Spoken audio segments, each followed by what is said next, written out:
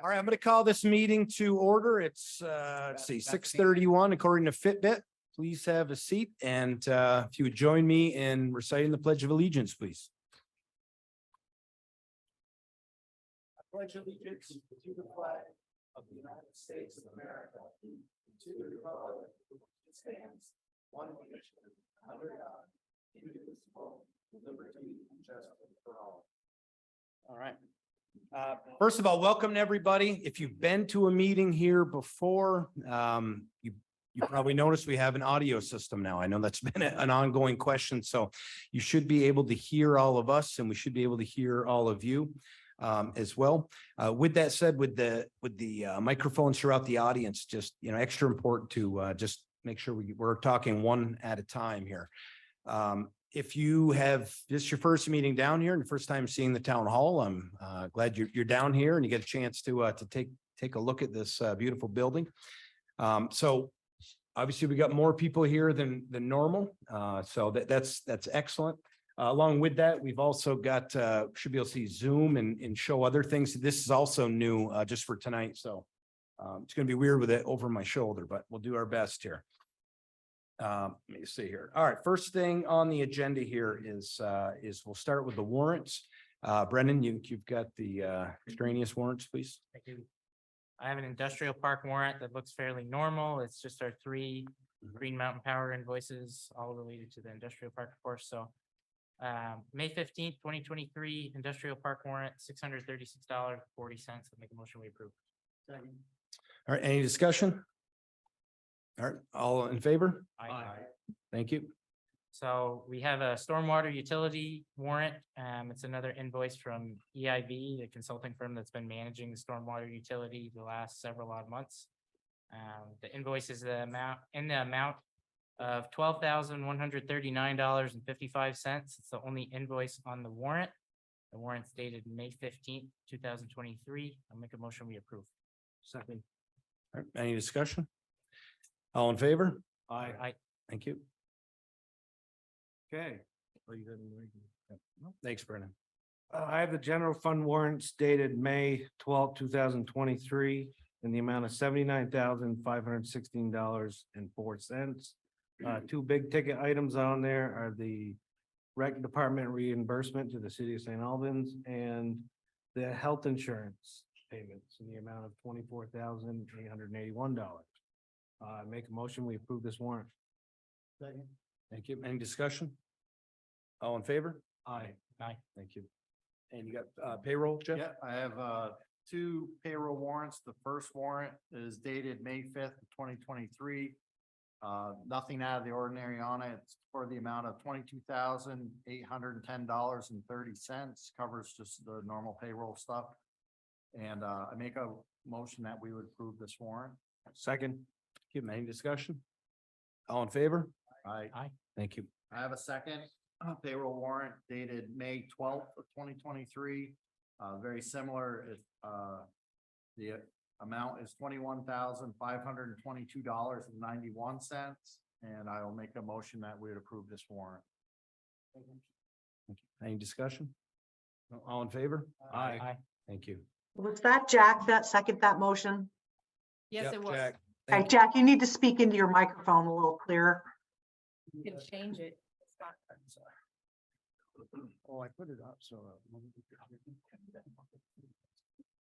Sorry about that. Thank you. I think that's all the warrants, correct?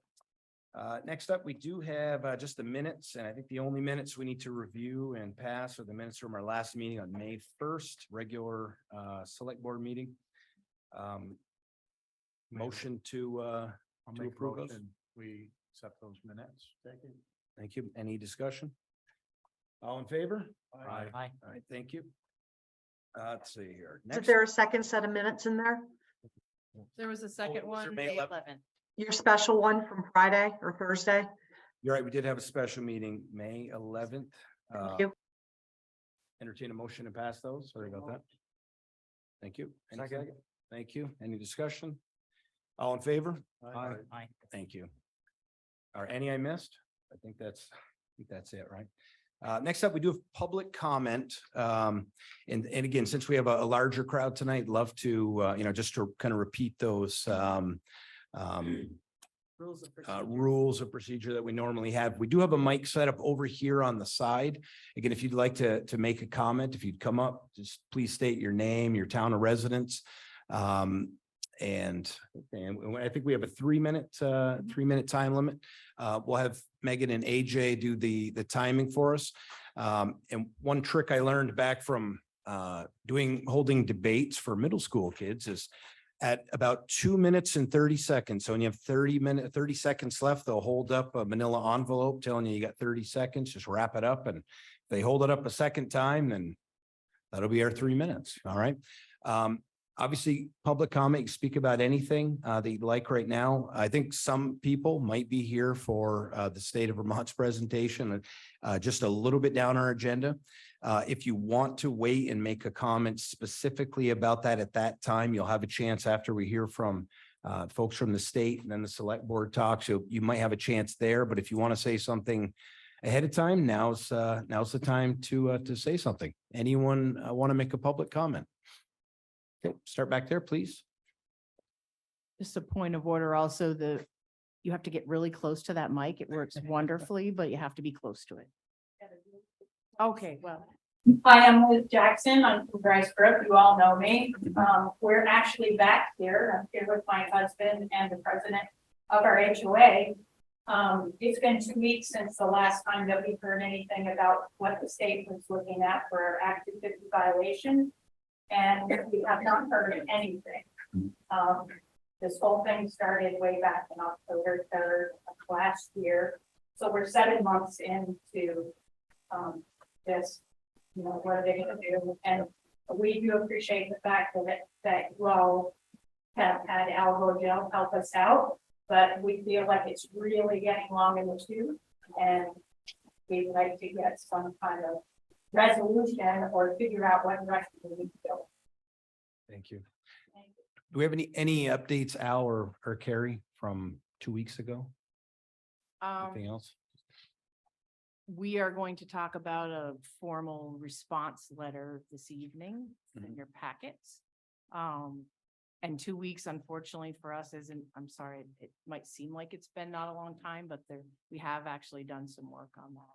So Okay, I did see the we're stuff. going to respond in writing, and should be this week sometime if the letter gets approved. So we did do some work on it. We're just not there yet.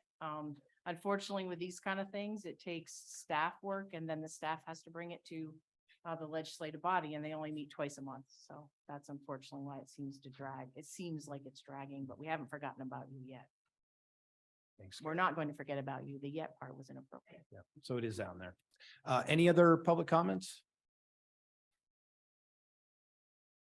Yep, please. If you wouldn't mind, Dave, just the extra folks here tonight. Thank you.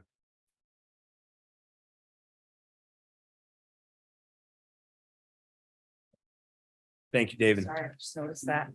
Brian, a couple of weeks ago, we had a conversation about visiting the People's Trust Company about the interest rates that they were offering. To see if there was something better that they might come up with. Because we had a couple of other banks that came in with over 4% return back to the 12% status on that yet. We're going to keep that. And I talked with the town clerk, and so the plan right now is to go to their next. And I don't know if Anna can hear us or want to answer right now, but I think those meetings are quarterly, so that was going to be our next meeting to go to that. Okay. Yeah. Is that $900 last year? Yeah, low interest rates last year, no doubt. Now they're offering 4.25, so. It is negotiable. Sure. Yeah, and again, I spoke with Anna in quite detail about all the accounts, and there's more than just, a checking account or a savings account. And there's obviously a lot of ins and outs with it, but yes, that definitely still on my docket. Absolutely. Okay. Yeah. Thanks, David. Appreciate it. Any other public comments from anybody? All right. We have one more thing we'll take care of here. Just need a motion for somebody to quickly recess as the select board. We'll convene as the liquor control board. We just have two applications and then we can come back here. Any motions? Thank you. Any seconds? Second. All right, thank you. All in favor? Aye. Need one more, guys. Aye. Thank you. All right, so motion to approve these two town liquor license and tobacco renewals. So Vermont Grow Shop LLC, a tobacco license, and the Vermont Grow Shop LLC, a tobacco substitute license. And Anna usually writes a comment if there's any kind of outstanding complaints or any kind of violations whatsoever. I don't know if Anna can hear us or respond, but Anna, is that true that there's no outstanding complaints or violations, correct? Her internet connection, I think she's. Okay. frozen. Anna's really good about always putting that on. So I'm gonna assume that that is the case here because she always indicates it if otherwise. So again, take a motion to pass those licenses, please. So moved. Thank you. Thank you. Any discussion? All in favor? Aye. Thank you. So again, take a motion to recess or I guess adjourn as the liquor control board and reconvene as the select board. Thank you. Second. Second. Thank you. Any discussion? All in favor? Aye. Thank you. All right, so now I'll turn it over to Carrie as the town manager report and we'll go from there. All right, so thank you very much. So we do have the presentation from the state first about the proposal they're going to give us some details on. We'd ask that you come forward. Whoever's speaking can remove that portable mic, just speak as close as you can to it. And for our minutes, if you could introduce yourself, just name, first name, last name. Hear you. And when you're done your presentation, we expect the select board to ask questions and then we'll open it up to the floor. Whichever order.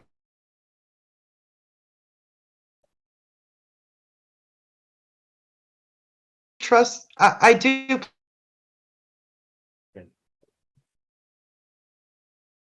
Plan it.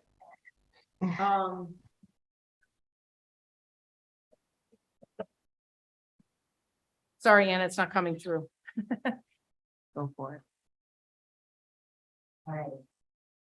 Good evening. Thank you so much for having us here tonight. I'm going to start with introductions. We brought a large group of people here, as you can see, to talk with you, and this meeting. Please speak loud, please. Actually, Just you move have that to use your closer. attention for that. Okay. Oh, yeah. Great. All right, I'll start from the beginning. The mic's not on. Oh, my Okay, a little Yeah, yeah. closer. No, button. is it, well, it is on. There you go. Is Maybe it on now? Maybe swap it with the other one or that one's not working. Hello? Perfect. Yeah, you're good. Okay, so now we're gonna do do this in song, but good evening. Thank you so much for having us. We brought a lot of groups from the state of Vermont to continue our conversation that began in February about the short-term juvenile stabilization facility. But this is us here at the state of Vermont with no ask of you, with no proposal on the table, just to say that we heard you and that we have things to say in response to that. So I'll start with introductions. I'm Rachel Feldman. I am the Chief of Communications and Legislative Affairs for the Agency of Human Services. With me is Justin Davis, who I'm going to introduce, Director of Strategic Operations and Planning. We also have Commissioner Chris Winters from the Department for Children and Families. Commissioner Jennifer Fitch from the Department of Buildings and General Services. We have Jeffrey Pippinger, who is the Director of Policy and Planning for the Department for Children and Families. And then we have Rob White, who is the Director of Project Delivery for the Agency of Transportation. So again, as I said, there is no ask of the town tonight.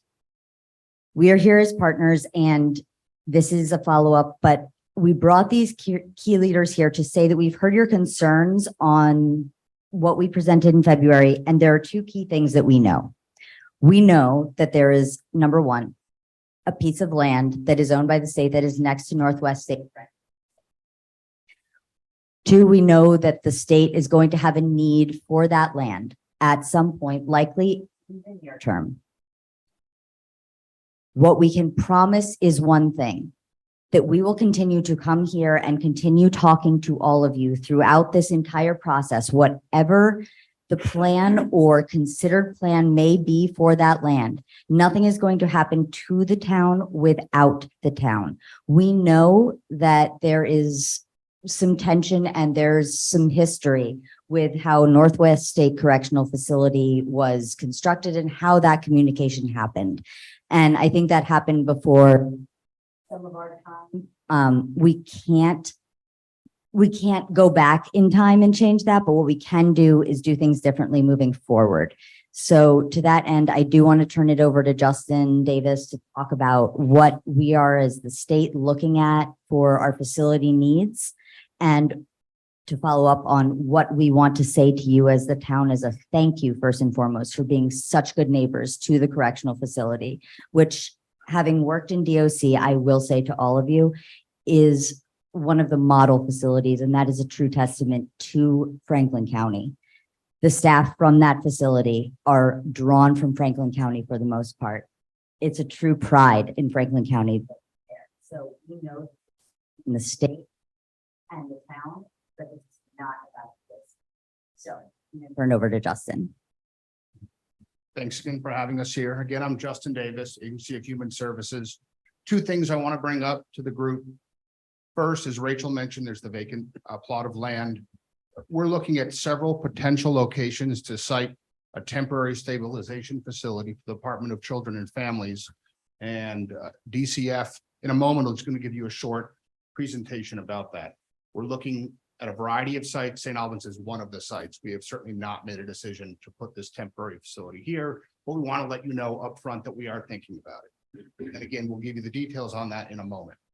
Second thing I want to make sure you know that we're doing, entirely separate from the DCF conversation, is we need to do some upgrades to the booking area of the existing correctional facility. It doesn't fundamentally change the site, but we need to do an upgrade there. The purpose of upgrading the booking area is to make it more safe both for the staff and for the inmates.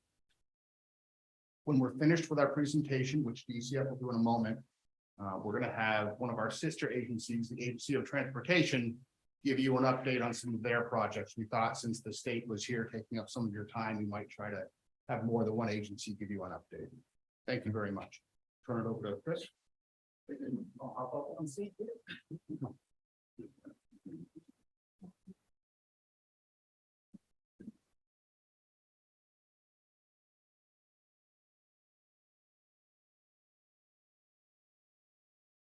Good evening, everyone. My name is Chris Winters. I'm the Commissioner of the Department for Children and Families. I've only been Commissioner for about 2 months. You all heard from Dr. Chen, who was the interim Commissioner. He was here about 3 months ago. I've watched that meeting and listened closely to what was said at that meeting. I won't repeat a lot of what he said, but what we have is a really urgent need for facilities to take care of some of Vermont's most needy children. In my short time as the commissioner, I've quickly learned that we have no safe or appropriate place at this moment to take care of some of the children in both in DCF custody and out who are juvenile justice involved and maybe in crisis.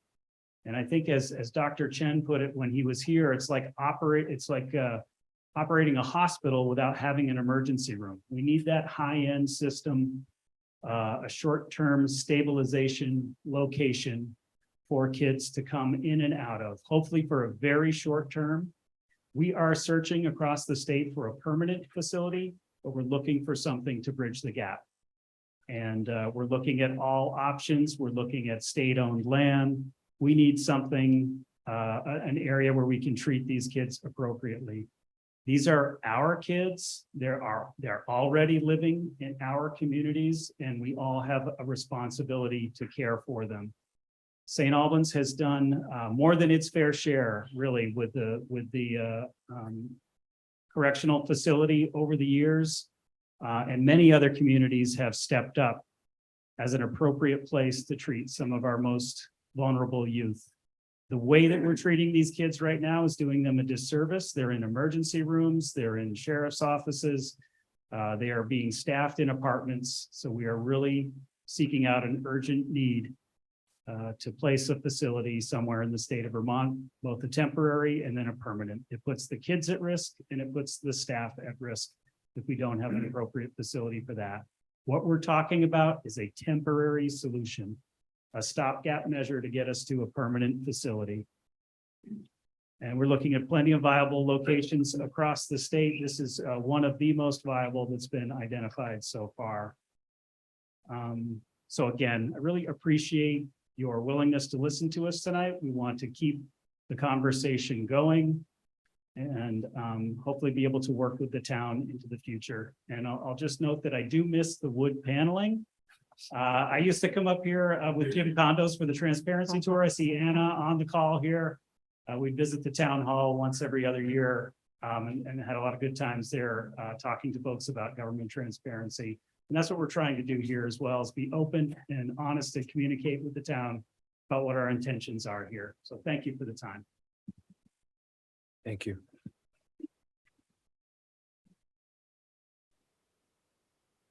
Hello, how are you?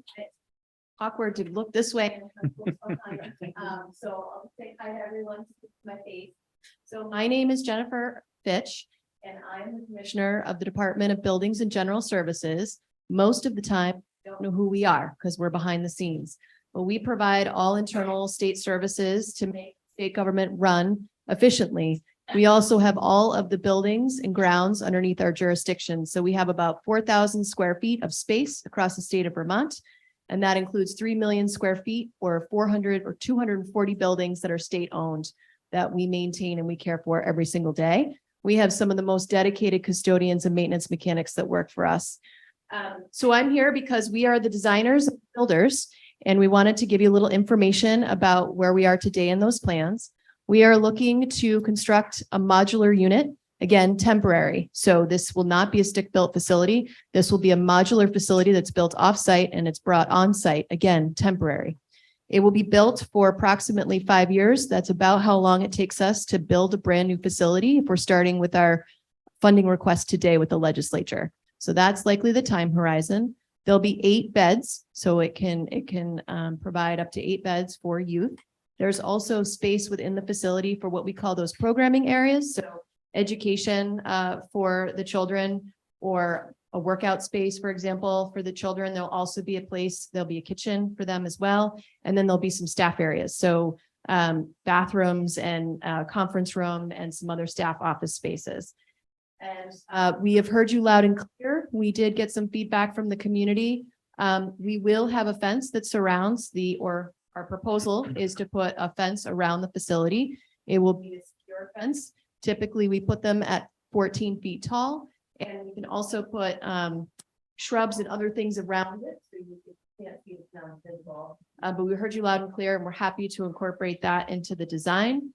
Right now, we are looking, and if you have for those that have the presentation, if you look at the last page, potential site options. So we did look at a lot of different locations on this property to site this facility.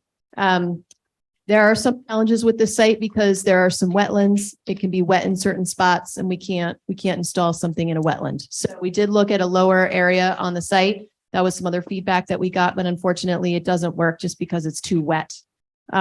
So we are showing where the proposed site would be, and that's in that upper right-hand. The drive, you'll see there's an existing drive, so we won't drive off the road. It will come right off of the existing road that we already have into the facility. And then in terms of water and sewer, we'll be utilizing the existing infrastructure that is there. And we do currently have some out. You might have seen some flags out there if you've been driving by, because we have had some site surveyors going out. You know, we have to look at what it would take, for example, to put in a concrete sonotubes, right, hold up the modular to level the area to help put in that drive. So you've probably seen some civil site folks out there just collecting that data in the last couple of months or so. Happy to answer any and all questions. I'm not sure. All right, well, thank you so much. And we're going to bring Rob up now from Agency of Transportation to talk about something else. Well, we are questions and we'll play round robin with the microphone. Good evening, everybody. I'm Rob White. I'm the Project Delivery Bureau Director at the Agency of Transportation. And I've got quite a few projects to talk about here. Some of them were actually on my list to talk about directly, but I have some things that I want to talk about as well, because you might be seeing some work out there fairly soon. We have two projects out to bid right now that is going to include work on Route 104. And so they're both out to bid. The first one's going to be happening fairly quickly. There's a bunch of cross pipes on 104 that are going to be replaced ahead of a large paving project that's going to come through there. The paving project is actually a 2-year project. The first year, you're going to actually see some work at the intersection of St. Albans State Highway and 104. They're actually going to put a turn lane in there to try to get that intersection to work a little better for the short term as the other project comes along. Later on, and I'll talk about that, but you'll be seeing that paving project. Most of the paving work is going to happen actually in year 2. So it'll be next summer, not this summer. This summer, cross pipes and the work at the interchange there, including that turn lane, paving next year. The intersection project, I think some of you have been involved in that. It's in scoping. It's just about ready to wrap up. I don't think there's a preferred alternative that's been selected, but I think they're leaning heavily towards one, which I think is the town is in support of. So that should be coming along fairly quickly once we get past the scoping process. I would say, knowing with inflation and a lot of projects that we have on the books, I would say that project is looking to be constructed in the 2026 timeframe. Which project is that? I'm sorry. I may have missed it, but. Intersection of 104 and St. Albans State Highway. Okay, we're right still there at talking about the interchange. first project that you were mentioning? Yes, Gotcha. that turn lane that's being added with the paving project that's coming along next year is to Okay. get that intersection to just work a little better than it does right now. And the full fix would be the intersection project there in 2026. Okay, any sidewalks or crosswalks, I should say? It's still in scoping, so I'm sure it'll be pedestrian friendly. It'll be a much more modern intersection for you. So that's exit 19. That's That's exit what we 19, call it. correct. Those Yeah. people. Absolutely. And then we have Route 36. I actually have been up here twice over, it shows I've got some time here with the agency because I wanted to say in the last 5 years, but I know it's probably been 10 or so. I've been up here a couple of times to actually walk Route 36. And we just had a meeting, I would say the end of last year, with a virtual meeting. And we discussed that route, the town having a potential desire to take it over as a Class 1 town highway. And if so, maybe some improvements that go along with it. I believe at the end of the year, we got a list of some things that the town was looking to do. We are reviewing that list. And I think we'll be getting back to you very soon on what in that list we can accomplish and what are going to be problematic. But as far as the road being turned over as a Class 1 town highway, that's really not an issue. It's something that we do occasionally with towns. It makes sense there. So we just got to work through the issues and we can definitely do that. I do know that there's a project in the municipal assistance program at the agency, and I believe it's mostly a bike and pedestrian project. That project, I think maybe the crux of the problem with it is maybe a mid-block crossing on St. Albans State Highway. Hence my question on crosswalks, yeah. Yeah, I've been involved in that crossing and that project quite a bit, and formal conversations with Federal Highway, because that is sort of the sticking point. It's kind of a high-speed, limited access highway, and have a mid-block crossing at Crest Creek, that's a new issue. I don't think they're insurmountable. I believe we can get something to work there. I'm not sure it's gonna be a mid-block crossing. But with the intersection and some of the other work, I think we can find a way to make that connection somehow. So I think we just need to work through some of those issues. Mhm. And is there any other projects that I might have forgotten? I think those were the major ones I had on my list. All right, so if we're gonna take questions, we're gonna ask everyone to come up, state their name and then state their question. Yep. Are we ready for that? Are you guys done? Okay. I'm not sure we're there yet. Are you guys done your Do presentation? you have one or two more people, Rachel? Are you- Is that, okay, so if you guys are, I wanted to give you guys the floor first, and then we can go to questions after that. Okay, so what I'd like to do is, we'll go ahead and we can have the select board ask some questions first if they'd like, or we can, I don't know what your pleasure is, or we can go to public comments and then we can chime in. Well, I got a few things. You want to start, Jack? Yeah, sure. All right, Jack, go ahead. And you mentioned it right off. Speak into the microphone, Jack. Go ahead. How am I doing? Perfect. When you started talking, you said that, you know, Yep. it doesn't matter what happened in the past, you guys weren't involved in like starting new, but I was involved from long ago. And we've had numerous expansions. We started with a 40-bed juvenile center back in 1969. In 1971, there was applied for a building permit for a 20 by 50 addition to a shop. Then an application for increasing the inmate count to 80. Then construction of ABC lanes, gymnasium, control room, storage in 73. 75, construction of the print shop. 82, construction of the wood shop. 85, construction of 50-bed addition. 86, construction of additional program space. 89, application for 50 more beds. Page 1.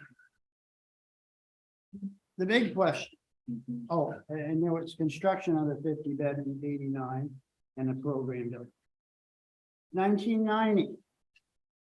You gave this town the development rights for the 32 acres that I think you guys want to build this temporary facility on. How do you plan to overcome that? I can answer that one. So what, right, sir, we did do advanced development rights for 32 acres in 1990. And if you read the language in there, it was supposed to expire either in 30 years, which now we're beyond that time horizon, or when the land use permit expired, whichever was longer. At that point, land use permits were not forever. They were for a certain period of time.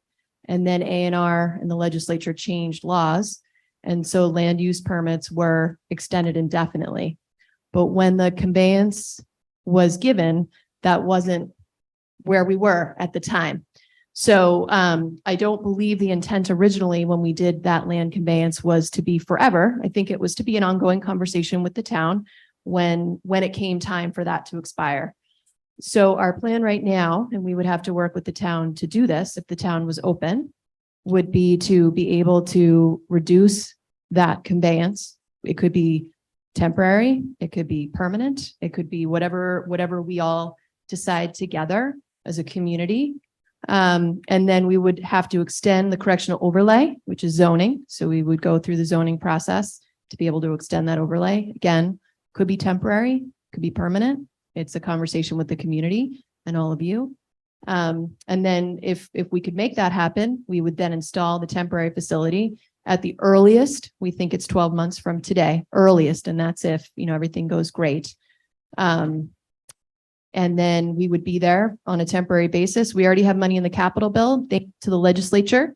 They approved $1 million so that we can start planning on a permanent facility. So we're going to get right into that right away, which means that we should have a new facility up and running within the next 3 to 5 years. When that happens, we'll decommission the temporary facility, and then we are no longer there anymore. We'll return the site back to what it was before. And again, it's an ongoing conversation about what you want to do with that conveyance of development rights. So what happens, like if a new administration comes in and you guys are all gone and everybody just forgets about all the promises? I'm sure that And that's what's happened nearly every time that you've added on here is the administration before was long gone and we're just, back to square one. Yeah, and I hear you loud and clear, and I apologize for whatever the state has done before my time. I can tell you that as the commissioner of BGS and as a 19-year employee of the state, I also worked at V-Trans. I'm a big fan of partnering with our communities and always being a good neighbor. So I work with communities across the state of Vermont to make sure that we're being good neighbors. And while I can't speak for the future, I do think there's some things that we could do to make this, whatever agreements, if we make an agreement, permanent, which would be an agreement in writing, I would hope, with the town that specifies and lays out whatever, mutual agreement that we may be able to come to. And that would be in writing. And then from that point forward, we have a written document about the agreements that we've made. And hopefully if either the town wanted to change that agreement or modify it, or the state at some point in time, we would come back together and have a conversation and again, collaborate over what that looks like. So I'm extremely collaborative. Everybody here is extremely collaborative. Big message today is that we do want to work with you. I do apologize for the folks in the past. I wasn't there, so I don't exactly know how that goes down. I can tell you during my time, I've been with BGS for 7 years. We've always been very, very collaborative with the communities that we work with. So I was on the select board many years ago when a lot of this stuff happened. And past boards with this development right thing also, the town was given 10,000 gallons of sewer capacity, and I don't know where the plant is now. But, you can apologize for everything that happened. You're the new messengers. But you're you've said it about 10 times and temporary. I guess for my part, I won't believe you because that's not the way the state works. I think this thing's going to be here for good. Well, I appreciate your comments. I will say on another related project, we had a temporary facility in Middlesex because as all of us probably experienced after Tropical Storm Irene, the Waterbury State Office Complex washed out and we built a temporary facility in Middlesex. And we're happy to say we were able to move those residents just last week into their permanent home in Essex. And we'll be decommissioning those temporary modular units here in the next 6 to 12 months. And we've already changed the locks, sir, so no one else can use it.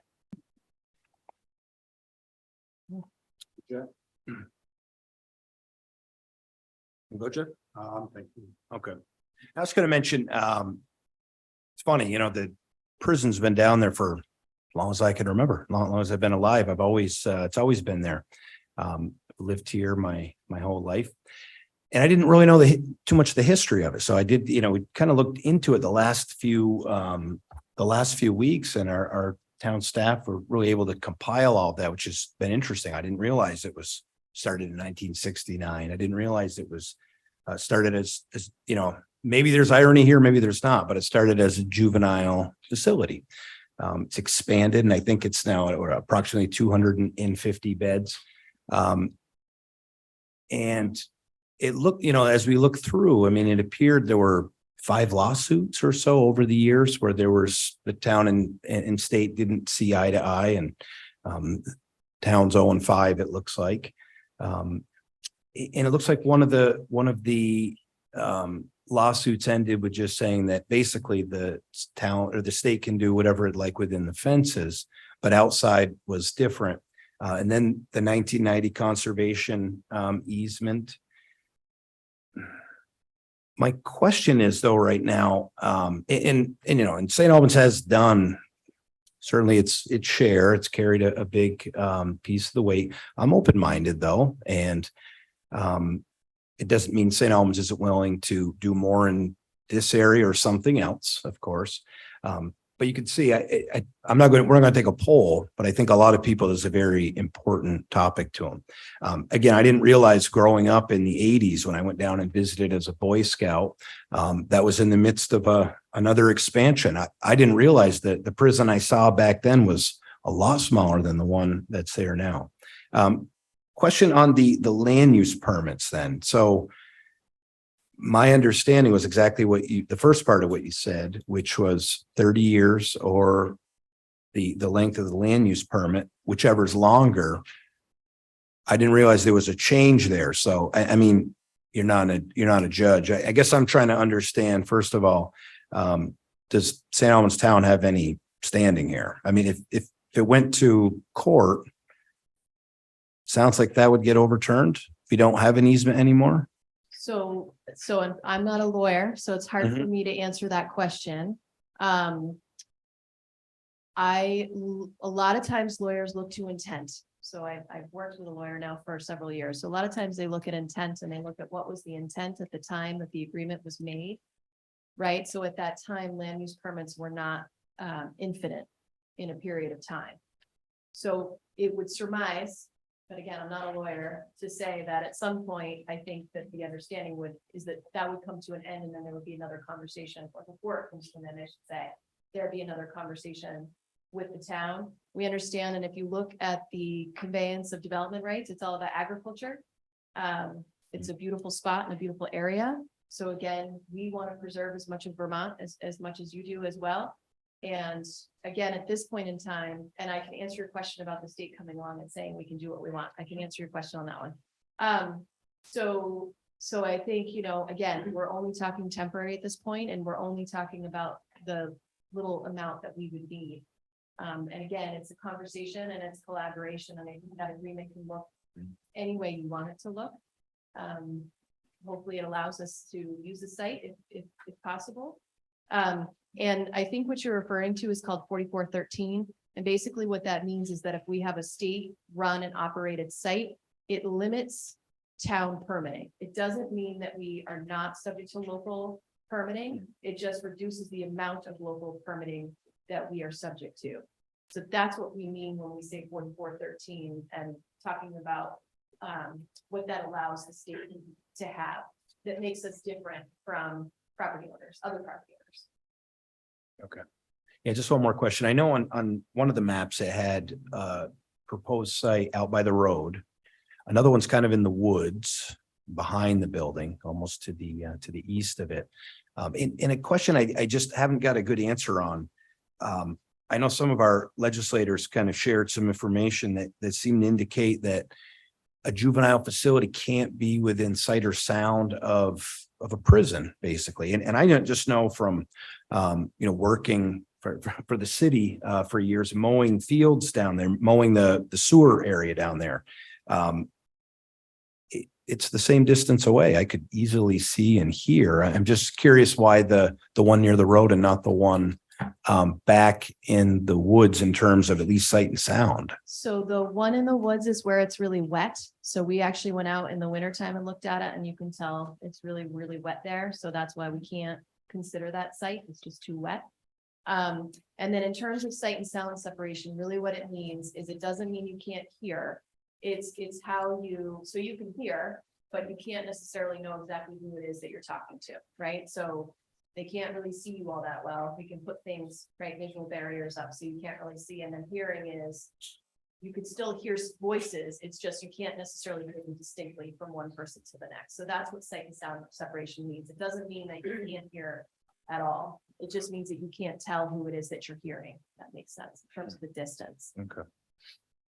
Okay. And I think I just had one final question. It's probably just coming along with, well, I don't know. I guess he asked it.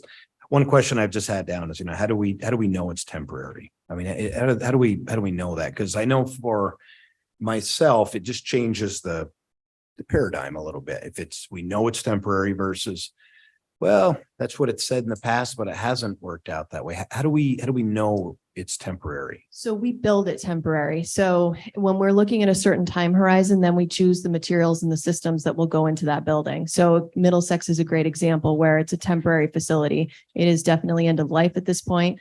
The floors are starting to feel what happens, right, in a facility, starting to feel a little saggy, kind of around where it gets wet, the showers and the toilets and things like that. And you can just see the wear and tear generally on that facility because it was never intended to be a permanent facility. When we build permanent facilities, like the new Essex Mental Health Care Facility, we build it for 50 years. So we're putting in systems that last 50 years long. So we're putting in very sophisticated, high-end, meant to be sustainable, durable, and long-lasting. And we're putting in that investment up front. So this facility is going to be modular. It's going to be built off site and brought in site. And again, it'll be very similar to Middlesex in that it's only going to have a 5-year. We'll probably build it for 8 only because we try to build it for a couple more years. So it's a little bit more durable. But that's all we're going to build it for. We're not going to build it for anything longer than that. And again, like I said, we already have $1 million thanks to the legislature in the capital bill. And we're already starting planning on designing a permanent facility. So that's another good indicator that this is not a permanent facility. Okay, I think I just had one more question. I don't know if anyone knows. So what percent of the kids, if it was open today, what percent of the kids who would be there are Franklin County kids? Any idea? We can get back to you on that. Okay, just curious. Thank you. Any other questions from the select board? I got a question. Jeff? We have a zone in our zoning bylaws just for that. Yeah. Prison, which is the perimeter of the fence, right? Yes. So does that mean that we have to expand that zone for them to build? This is a detention center. Right? So that falls Correct. under incarceration. You would have to extend the overlay as part of the zoning process. I have, You mean the town would have to agree with it? Right, we would have to work with the town. So the first thing is to talk about that conveyance. And then the second piece would be, we would need to work with the town on zoning to extend the overlay. Anything else from the select board right now? yeah, if you wouldn't mind, Brian. Please. I'd like to cut right through it and just explain that you're in the fullest board meeting we've had in this new building since we opened it in December. This is an issue that has gone back 3 generations and has, you've kind of opened an old scab by suggesting to place this facility here. The scab exists because the state acted, I won't say in bad faith, but without candor in a lot of instances as they've gone expanding this facility over the last 50 odd years. I think if that history had been a little different, you would be seeing a much emptier room here today. I also personally believe, as a resident of the greater St. Albans community, that St. Albans has done more than enough. By being home to the correctional facility, I believe that there's quantifiable damage that exists within our community because that facility was sited here, and I don't feel that we have ever been adequately compensated for the damage that we continue to experience, down from the degradation of our infrastructure at a basic level and all the way down to issues in our school system, to be quite honest. So I hear, let's make a deal, let's get it in writing, let's make it last now and forever. I view this conservation easement as a similar, deal that was made, over 30 years ago now. And we can talk about intent and there's gray area and hopefully not, but maybe it'll be solved in the courts if that's where this goes. I'm not saying that's what I would advocate for, but I'm just saying if we go that route, that'll be decided there. All we receive in perpetuity for having that prison is a AOT plow truck goes to the Dunsmore Road and turns around and plows 36 back to the city.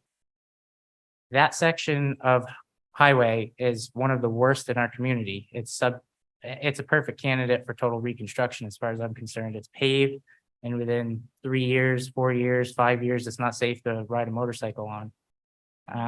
We talk about being good neighbors to each other. I'd like to see more of a commitment to St. Albans and the greater St. Albans area. Not just for allowing, making the stretch by amending this easement, which we do hold and we believe we hold in perpetuity. And then by extending this zoning overlay, which is a real expense of our volunteer and staff time to do that. We believe that the commitment from the state to get us to make that stretch, given that this easement's in play and that a deal, so to speak, was reached over 30 years ago regarding the remaining land around that facility, that commitment would have to be pretty large and it'd have to be meaningful. So I'll cede the floor back to the chair and, you'll hear from, I'm going to guess, quite a few residents here tonight. And I hope you hear what they have to say and you take it to heart, and that if you come back to us with a proposed starting point for a deal, that it reflects the state's role and the recognition of its role in the overall development of that city over the last 60 odd years. So thank you for hearing me out. I appreciate it. Any other members? No? I guess the only thing I have to add is that, one thing that I would be looking for in any proposal that comes forth is something that would maintain or improve the citizens that live around that site, like their quality of life. And then also just the quality of life of the citizens of St. Albans Town. That's ultimately what we're responsible for. And so I don't know exactly what that looks like, but that would be a priority of ours, is that the people that could be affected by that get their issues or concerns addressed. I just have that to add. Thanks, Joe. Jonathan, all good for now? Okay. So I'll definitely like to hear from members of the public. Again, I'll ask if you would like to come up and make a comment and or ask anyone on the panel a question. Please state your name. Please get within 6 inches or so of the mic. State your town of residence, and above all, if you could please just keep it civil. I know we will, but it's always good to just remind all of ourselves that. Anyone want to make a comment, ask a question to our panel? Yep, please. Yep, thank you.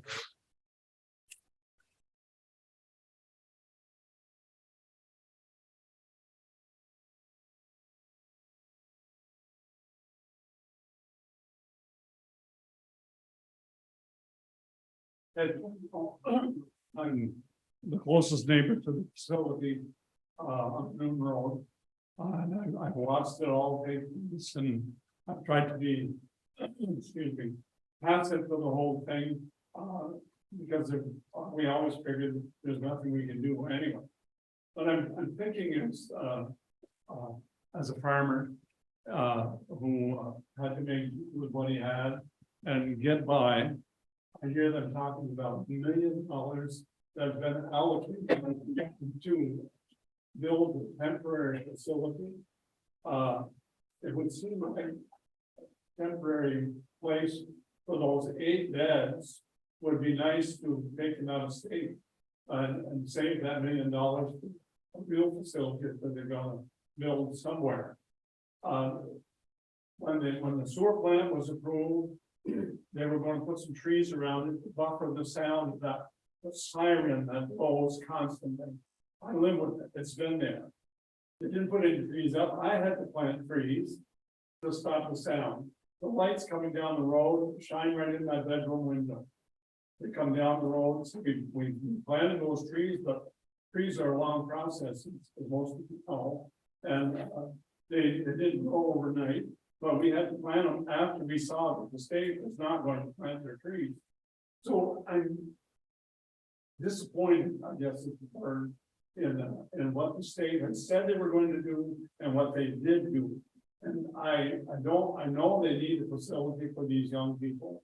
And they've got land, they've got a nice little garden spot up there behind the fence that they could build a temporary shelter in and then take it out after and let the guys go gardening again.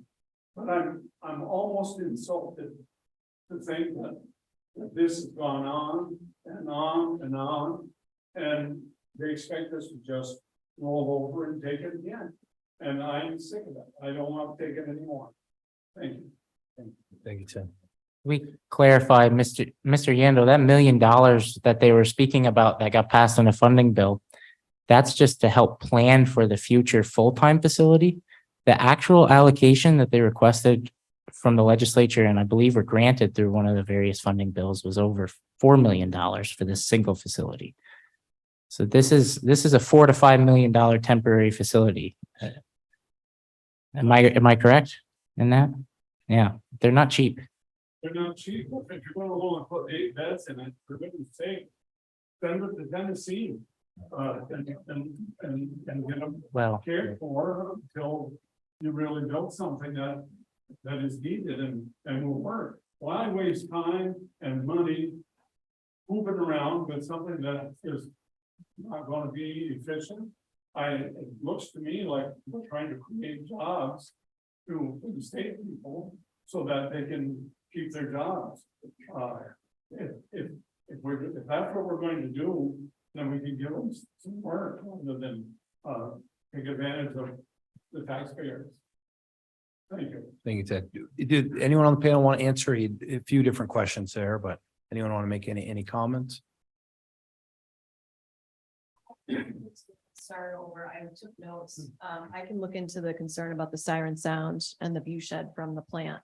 So I wrote that down as a note and I'll look back.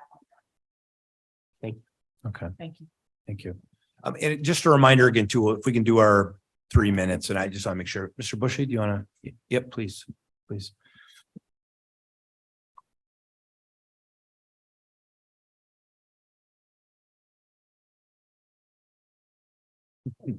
Same.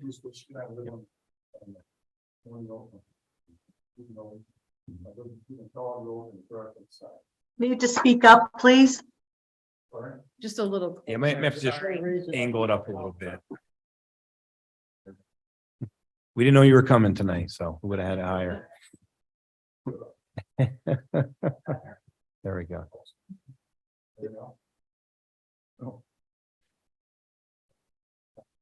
Okay, is that better? Try. So,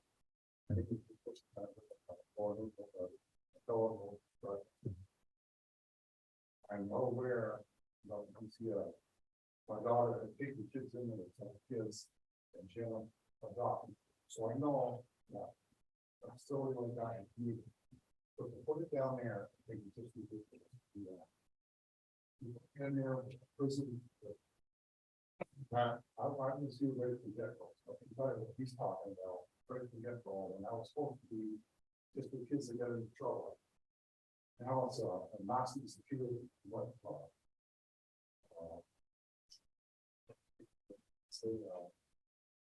kids and then all the people who want to get into trouble.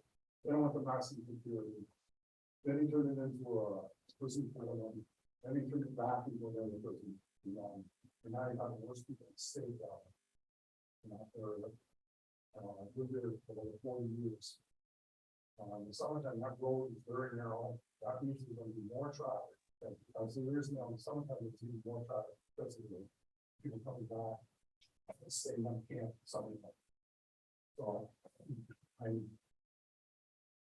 reason I'm against it, I just don't see, still get, they're setting a step for it. I heard that story before. That's, all the kids are just temporary, we all need help. All this. Like I said, I understand the need because my kids, my oldest daughter, it's help them out, if you're gonna do something like that, you need to put traffic study because I can tell you right now, it's going to be in a slide on experience in the summertime. There are a lot of people that walk up and down that road that I visit people with crutches. It's very, very dangerous.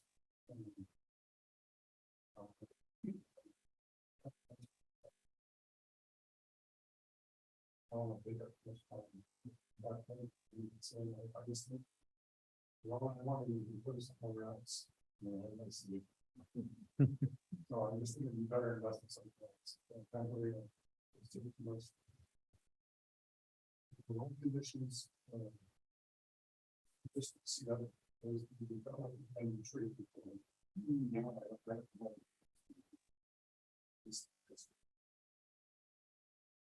So for anyone, I'm sorry, if you would like to send me an email, when you get home and you remember everything that you wanted to say. Yeah, no, feel free to send me, and anyone who doesn't want to speak tonight can send me an email and I'll forward those comments. Okay. Okay.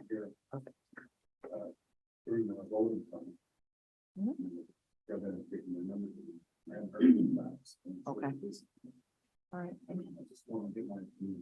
That's how I feel about this one thing. Like I said, not me, it's yeah. And my daughter's gonna be part. I know, I get it.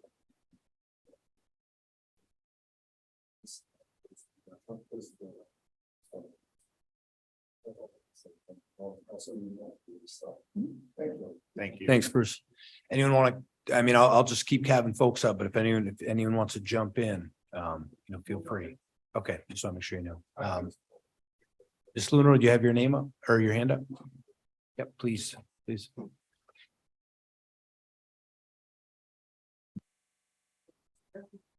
Perfect. Talking.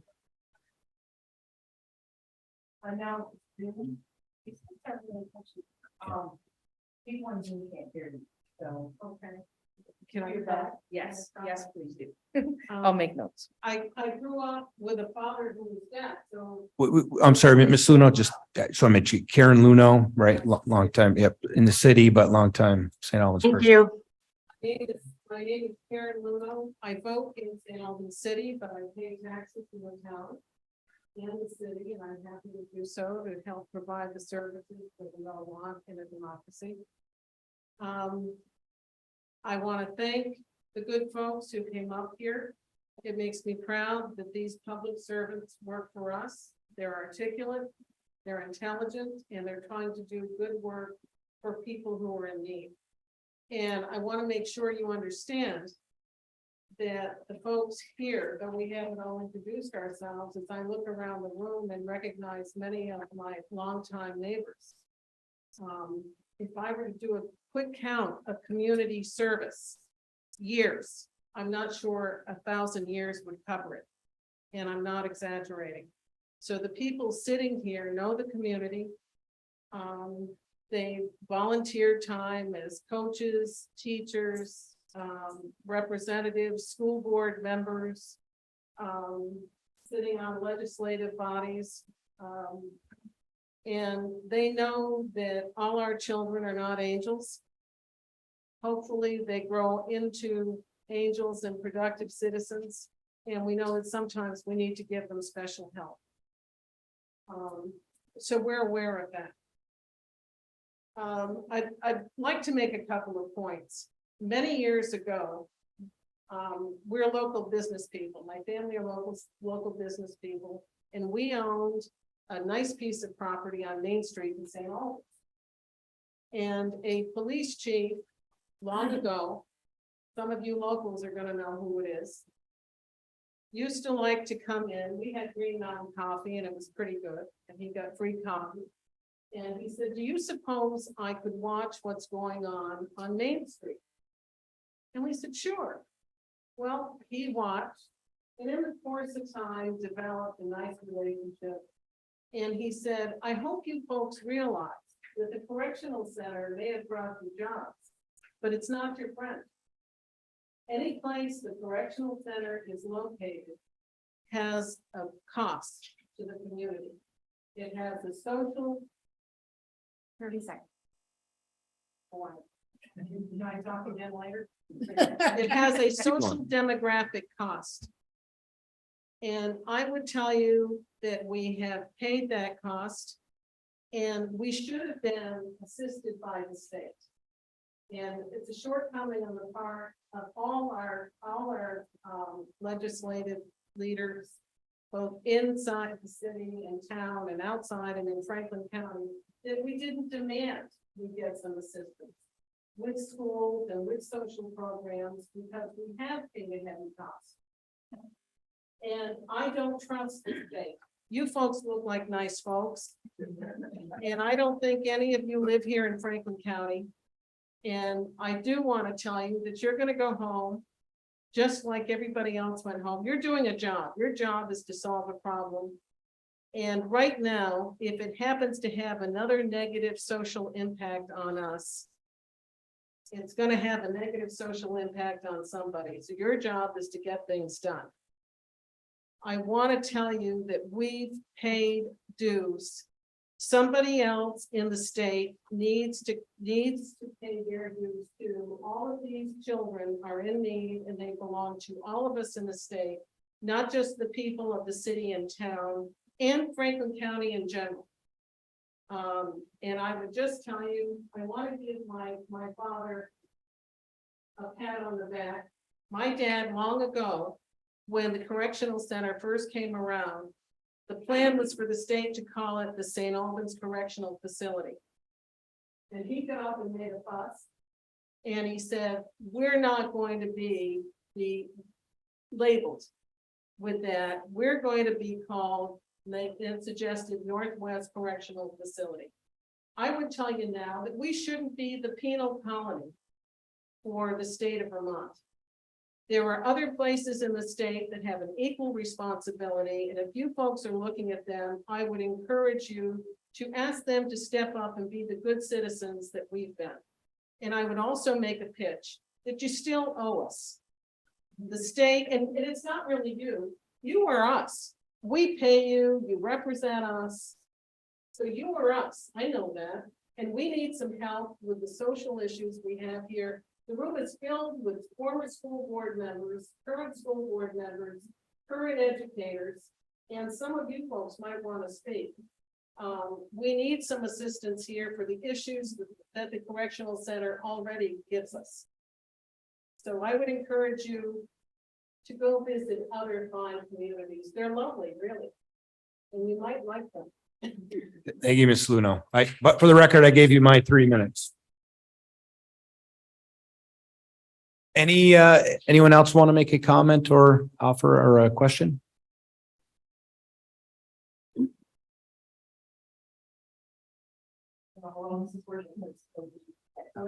Thank you. I'm John Yandel. Across the prison. The first thing I want to say is good faith. It's not active. Good faith. My father sold property and he was sold double good. It was not. But it transpired. It's multiple times that people out, they're not supposed to walk away from the facility. And we have had people right up to my front yard. Start walking down road. It's not supposed to happen. It happens. I don't know what the security is going to be at this new place. It can't get much better than what it is, but that's there. I have to say it's pretty secure right now. But when people leave, they aren't supposed to walk. I don't know why or what has happened, why people have done that. They also, in the past, when we had his daughter down on the escaped inmate at the barn, I had no idea she was playing with by and by until they came around looking to buy. She was like, oh, there was a guy up in the hay now over there. I was playing with, you know, that's a pretty dangerous situation. And I don't know what the security is going to be for this place, but it can't get much better than what's there now. And you're going to put something temporary up and say it's going to be as secure as what's there now. And second of all, what's going to happen after that property? If you remove it, the stuff that's there, what is going to be left there? Presently use that land. And if it's a temporary facility, what's going to be there when the trailers, which are gonna be pretty short, beautiful, are taken away, what's gonna be theirs? Is that addressed? Is there any idea? Yeah, we're gonna do very similar to with Middlesex. We'll return the site back to what it was before. So all, the whole site will be restored when we move them into a permanent facility. How long is this temporary facility expected to be? So because we have legislature, we're looking at a 3 to 5 year time horizon. I don't know, this facility here, there's an old building, there's something below that probably could be utilized for that. It's standing, it doesn't have to be. The old town hall. Yeah. So it sounds like it might be. Commissioner said he missed it. I'm gonna point that out. There is still. And also,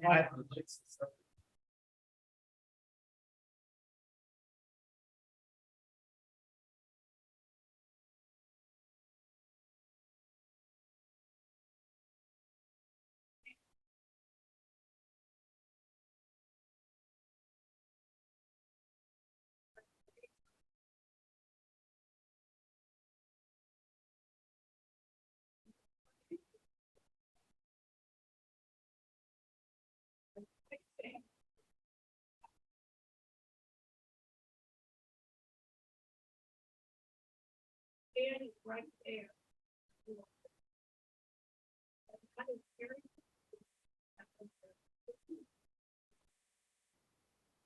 I'll tell you right now. I've had conversations with people within the family, hollering over to me, hey, where, those are my cows, you know, or whatever, where are you going, my cows? So if you don't think those children about to. So if you take sight and sound, like, they're not going to be identified there. It's not true. I mean, we've been there to stand here. And we know. In fact, when we're outside the yard.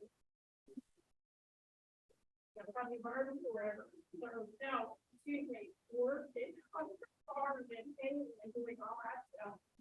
We can hear the visitor. We can hear them. Thank you. I just wanted to, is there, I'm just going to take that question. Is there, is the sight and sound thing, like, has that been tested and met any kind of standards where it's good to go? Or and it's kind of, as she mentioned, just, back in my, 20, 30 years ago when I was working down there, I mean, same, I could not only hear them, I mean, I knew what they were saying. They were young. I'm just curious how So- that standard is met. Sound separation is really between the two populations. So what we're referring to is the DOC population and the DCF population. So that's what we mean when we talk sight and sound separation. And again, it doesn't mean that you can't hear. It just means the distance. So but for example, if Mary is a DCF population and Jack is DOC, in theory, they're not speaking to each other directly because A, they can't really see each other, right? Because we have visual barriers up, and B, well, they might be able to hear each other, they can't identify each other because they don't know who each other are. That makes sense. So that's what we mean about sight and sound separation. It doesn't mean that there's no sound. It just means that the two populations conversation over the wall. If you want to use it a wall or a fence. Yeah. Hey, guys, hey, hold on. So that we can hear everyone, and I'm going to apologize for kind of letting it slip on the last one. We definitely don't want to have a yelling back and forth. Let's take people at their word here. And you can decide if you believe it or not. But is there anyone else who would like to come up and make a comment? Please. This seems to work best when you're doing. Stood up. Okay. I'm Jack Good. Okay, I'm looking at the money. And we're talking about temporary. Been in business all my life. Would you mind just stating your name, sir? I'm sorry. Okay, thank you. I live at post 11 on Dunsmore Road. If nobody knows what a post 11 is, that's where If there's an escapee, that's where they're gonna be going to. So I'm 100 yards from post 11. I'm in the backyard. But back to money. I'm afraid you're giving drunken sailors a bad name. And that's kind of money that should be into terra firma. What's going on with Windsor? And why can't Windsor be used, or has it been looked at? Is it a possibility of Windsor? And God knows we need a facility like this. There's no ifs, ands, buts about it. But to rush into a temporary situation, I think, is not a good situation. You need to put the money, because everybody in this room is paying for this temporary situation. If anybody has ever paid on a business after you sold it and saw 50 years of your life go to the state, you want to make sure that money is being used for something you can point to your, yeah, we helped pay for it. And not that I paid for the wax for the cars. So I just want to look at the money end of it, to be just ugly about it. Thank To the Windsor question, we have looked at Windsor. The challenge with Windsor, which was the reason why the Department of Corrections no longer occupies that property, is they can't get staffing. And so that was the concern with this Windsor property as well, is they can't get staffing. So We just,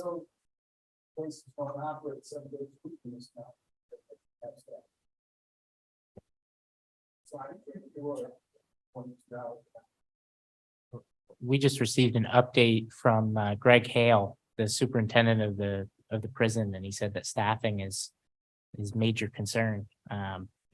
That's an international issue at this point in a lot of different markets, but it's true here, probably as true as it is in Windsor, I would say. Thank you. I actually had a question about staffing, and I may not have this quite right, but Greg or Mr. Hale said that they have 75, they're short 25, right?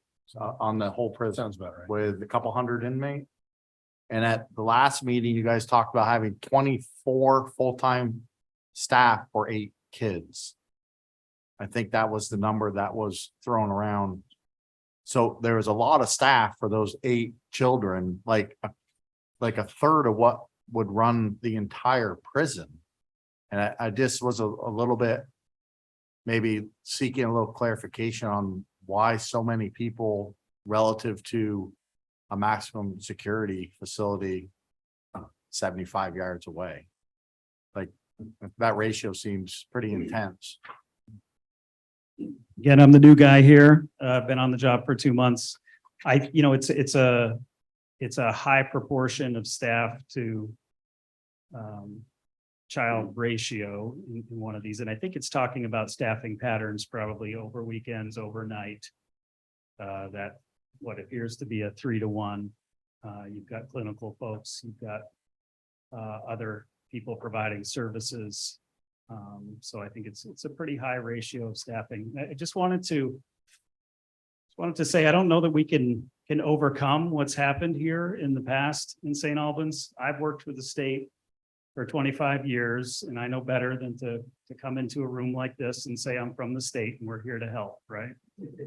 We're trying to be very open about what we're doing here, knowing the past, knowing the damage that has been done here that I'm learning about even more tonight. We're trying to solve a short-term need for kids in crisis. We're trying to solve a long-term need. We're exploring all options. We're going community to community. We're hearing from a lot of communities that say, try somewhere else. So that's the hard part about what we're trying to get done here. And I appreciate all the consensus. I appreciate the impact. I can't fully appreciate the impact. I live in Berlin, long-time school board member, so bravo to those of you who are school board members. And really glad some people turned out for a public meeting. We would have killed to have turnout.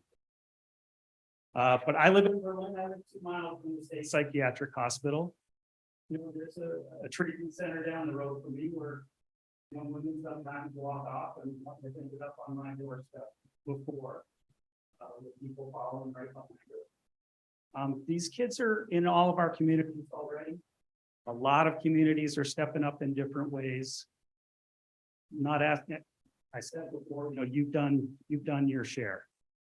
But we're looking at all options. This is one that works. It's not ideal. Because it is on a correctional facility site. We don't want to treat kids at a correctional facility. We want therapy. We want clinical setting. We don't want correctional, but this is very much temporary. We wouldn't want them there for a long time. We're trying to build a permanent, and we have the money to start planning for that. And that's my goal as I walk through the doors, a new commissioner of DCF. That's short term and that's long term. And this is one of the short terms.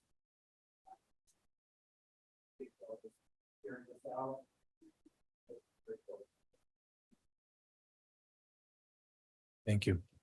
Ms. Clark?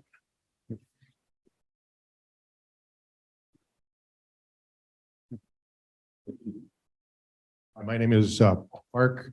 I was in education for a long while and actually started at the week school. For those of you who know what the week school was, I was a teacher there, and that was a juvenile correctional center. 200 plus kids there. That number hasn't decreased, I don't think, in the state of Vermont. Back in the early 70s, I started there. Half the kids probably were corrections, the other half were at that time social welfare. Someone mentioned earlier 8 going into the facility. I was my last job was headmaster at BFA in St. Albans. We had well more than 8 at BFA that could take care of that facility, float it right up with no problem. So I think what you're doing here for $1 million, full perspective, maybe think about this building for $1 million temporary fix. I think you're kicking the can down the road rather than taking care of the problem. The problem isn't going to be fixed in 2 years. It's not going to be fixed in 5 years or 20 years. The problem is getting worse, not getting better. We had 200 kids at the week school. That number now would probably be way higher. So I would suggest that maybe we put a little bit of a pause here. Take a look and see what it is that we really need, or maybe not really need, because I don't think you really know what you do need, but maybe find out, get a better idea that will take care of the problem 5 years, 10 years down the road a little bit, and spend the money correctly. I think rather than spending it foolishly as a taxpayer. And down the road. So I suggest again, we'll pause, take a little look. Don't stop, but pause. Thank you. Thanks, Clark.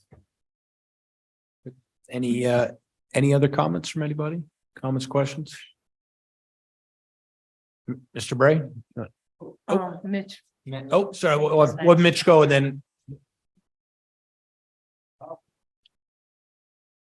You didn't have to talk. There's a lot of people. I'm who right knows there Mitch. with Jack. I'm right there with Jack. I've been around since the beginning.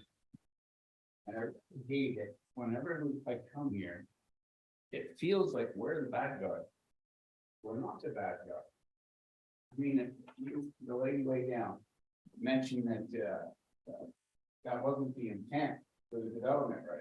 Well, I can tell you that it was the intent. There was a guy named David Brewer and another guy named Ed Lee. And they said, we will never go get it. You know, and if we do, we'll be inside of this tent. Okay, so we said, well, you wouldn't want giving us a developer. Absolutely not. We're never going to build again.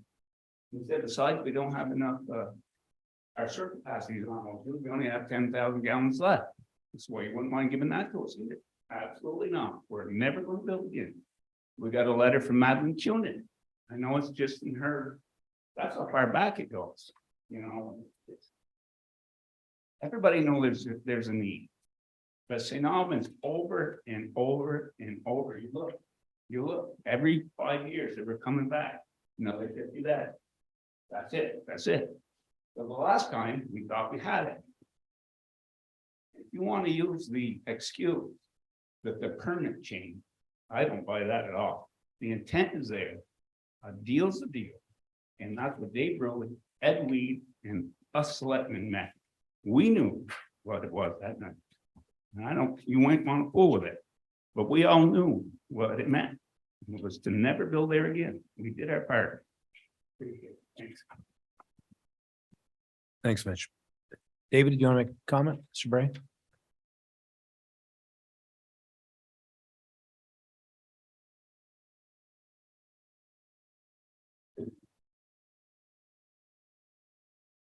Hi, I'm David Bray, longtime resident of both the city and the town.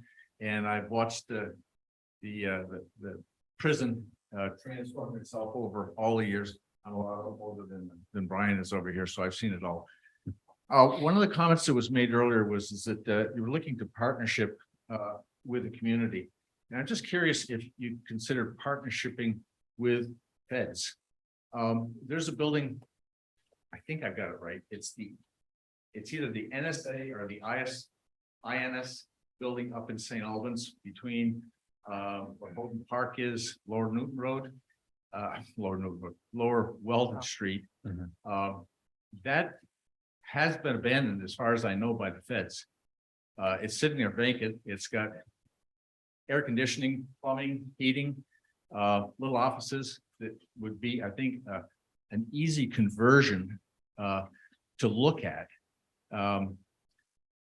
I spent a lot of my time working over in Plattsburgh, and I watched the folks in Plattsburgh work with the federal government to take over the Plattsburgh airport. And that was like an amazing transformation, how that all worked. And I'm just wondering, can you think out of the box? You don't spend $5 million as a taxpayer. That's a lot of money, in my opinion. And it would just seem to me that if you've got an existing structure that you could move into, it doesn't have to be a temporary facility. Instead of just throwing the $5 million away, look at another facility that's not currently being used in the state. Someone even suggested that the offices down in Waterbury that are now abandoned after the Great Flood, that might be an opportunity. But instead of just saying, well, this is our property that we have that's in the prison system, to use that, maybe think a little bit out of the box, try something different. Thank you. Anyone want to respond to that? Just the use of basically leasing a federal building, is that a possibility? So we've been looking at lots of options, and I want one of the messages to be really clear tonight. We're not targeting St. Albans. This is not the only community that we're looking at. We're running various alternatives, but I think, as you've heard Commissioner Whitner say, right, we're in a situation where we have a crisis that we need to solve. And so we're working with several communities across the state. And really our goal is to try to stand up a temporary facility as quickly as possible. But in order to do that, we also need a community that wants to support us in doing so. So again, that's a message. An existing building, we certainly can do that. And we have been looking at that alternative. In fact, we have a couple in mind potentially in other locations in the state. So we are looking at that. What we would also say, though, is it's still to require zoning. So it's still going to require permitting and working with that community. And the only other thing that I'll mention is that these are facilities that have very specific requirements. So you can't just use a standard traditional building. You can take an existing building and convert it, but you can't just take an existing building and not do anything. Okay, just in a clarifying question. I know we've heard the amount of $1 million and then 4 to 5 million. Is that 4 to 5 million to build the building and operate it for an extended period of time, or is that just simply for the building itself? It's for done. It's for all the site civil that we need to do, and for all the modular that's bringing them on site, connecting them on site, all the other work that it takes. That is what the facility. That is correct. Facility. Okay, thank you. And just to follow up.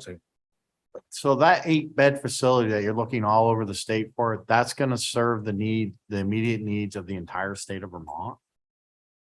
8. So I was thinking more like a local thing. You're thinking statewide? Yeah, what we're talking about is stabilization. So Yep. Kids in crisis need 5 days, 10 days, and then they can move out to a different facility. So it's a lot of kind of in and out there. We have several kids in that situation at any one time. Some of them are in out-of-state facilities, but we prefer to have them in Vermont. Hopefully to reunite with their families and get better in that way. So 8 beds is what we think is what's needed when we're looking at a permanent facility. We're also looking at around 8 beds to serve the needs of the state for kids in crisis that need stabilization. It does seem an exorbitant price tag. We just built this 13,000 square foot building with a several $100,000 land record vault and bought a $200,000 piece of property for just under $5 million. And we're talking about building a modular facility here. It just seems like these estimates are out of whack, and that's just me as a taxpayer that would be helping fund this, but. Yeah, I've got the sticker shock too from seeing the prices, and the prices keep going up. They're starting, I think, and Commissioner Fitch can tell you to come back down a little bit. But I think a facility this size would more than adequately cover 8 beds and treatment. I mean, I don't know what clinical assets you need that cost so much more money, but I mean, if this building was designed to last 75 years without so much as paint and flooring. And we're talking about spending about the same amount of money for a couple thousand square foot modular facility temporarily propped up on state-owned land. It just seems, I mean, you're gonna lose a lot of people that aren't even in the anti-prison crowd, and deservingly so. You've heard decades worth of history here tonight. You're gonna sticker shock them into being against the project just for the reason of cost. Ms. Luna?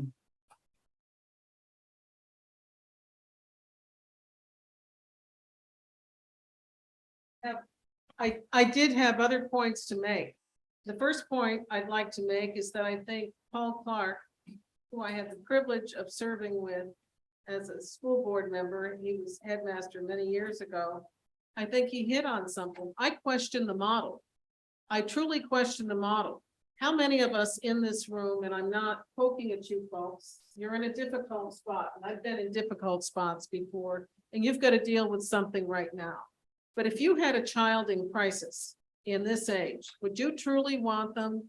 For sure, I wouldn't want my child sent out of state, I can tell you that. But I wouldn't want my child sent to a pod with a maximum security facility nearby for he or she to aspire. That should not be the aspiration level. You know, you look across the field and you've got people who are not good role models. The second thing I'd like to say is that Pete Delorier had a long conversation with Pete Delorier, Mayor Pete Delorier, who served as a teacher for decades. And Pete said for sure to say he's not in support of this location here for the reasons I indicated otherwise. Not because we don't want to help youth in trouble, but because we feel we've already been severely impacted without the assistance we should have had from the state, which is, you know, we're part of that family too. You need to help us with what we're doing. And I did have a third comment, but I'll think of it later. But it was good. So you're reserving your minute 15 left? You're just keeping track, so. Thank you. Ms. Clark?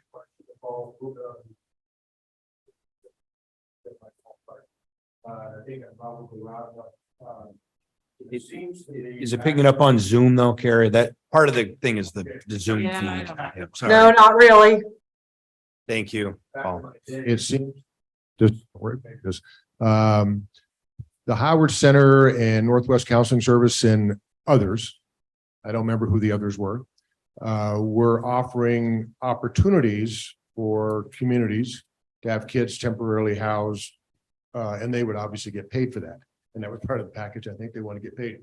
But I do think they would offer that as another chance to spread the wealth around the whole state rather than just Franklin County or Chittenden County. It would be Washington and Rutland, so on and so forth. So I do think there's other things, again, that you could look at without looking at the easy fix. The easy fix is to build a building over there and spend millions of dollars building it. And 5 years from now, you find out that it doesn't work so great. Thank you. Any other comments out there? Nope. Ms. Dickinson or Representative Dickinson? You want it out? Okay, thank you. Hello, can you hear me? That works? Okay. Yes, Lynn Dickinson, a resident of St. Albans Town. I'm the representative. Welcome to my district, everybody. The correctional center is in my district. I have a couple of questions. I heard people mention the children. Does someone from DCF or can you give me the ages of the children that we're talking about, these juveniles? 12 to 17, okay.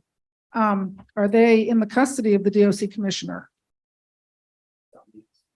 And the others are under DCF, under the commissioner from DCF?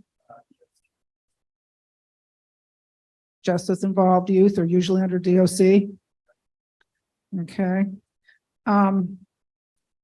The Middlesex, of course, came about because of Irene, and it's been 12 years now that Irene, since then, that was put in place, and that just this year that they finally found a place to put it.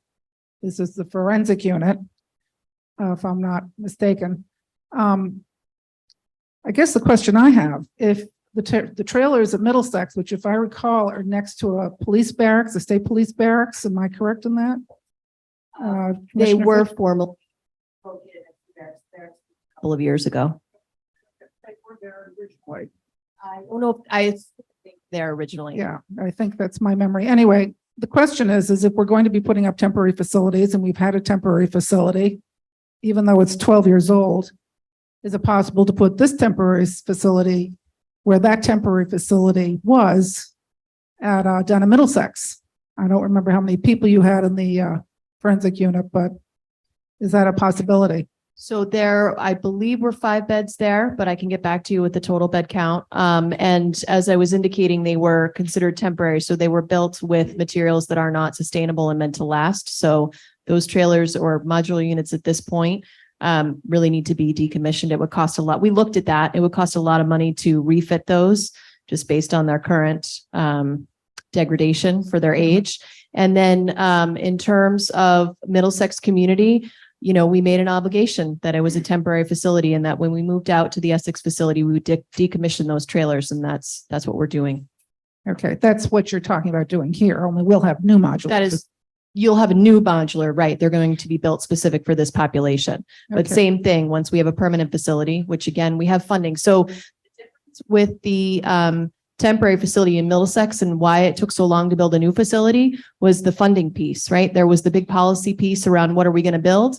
And it took probably 5 years to get funding to start the planning and design of that facility. So in this case, what's different is we already have the funding and we already have the support from the legislature to start planning a new permanent facility. Yes, I think I was on institutions during. some Where you were in the time. room when we were talking about that, you were correct. Yes, it's been a while. Well, there's other buildings that actually have been in institutions on the Capitol Bill for many years as well, and they're not modular and they still need work. I think that a lot of the people in the community have actually expressed some really interesting points. I remember when there was a breakout at the prison, select board member Deso's grandmother was either leader of the group that went and got a neighborhood alert system. The neighbors obviously were very, very what the dangers were. You're fine. I don't think that's changed. But I remember real issue. I think that but you know, the traffic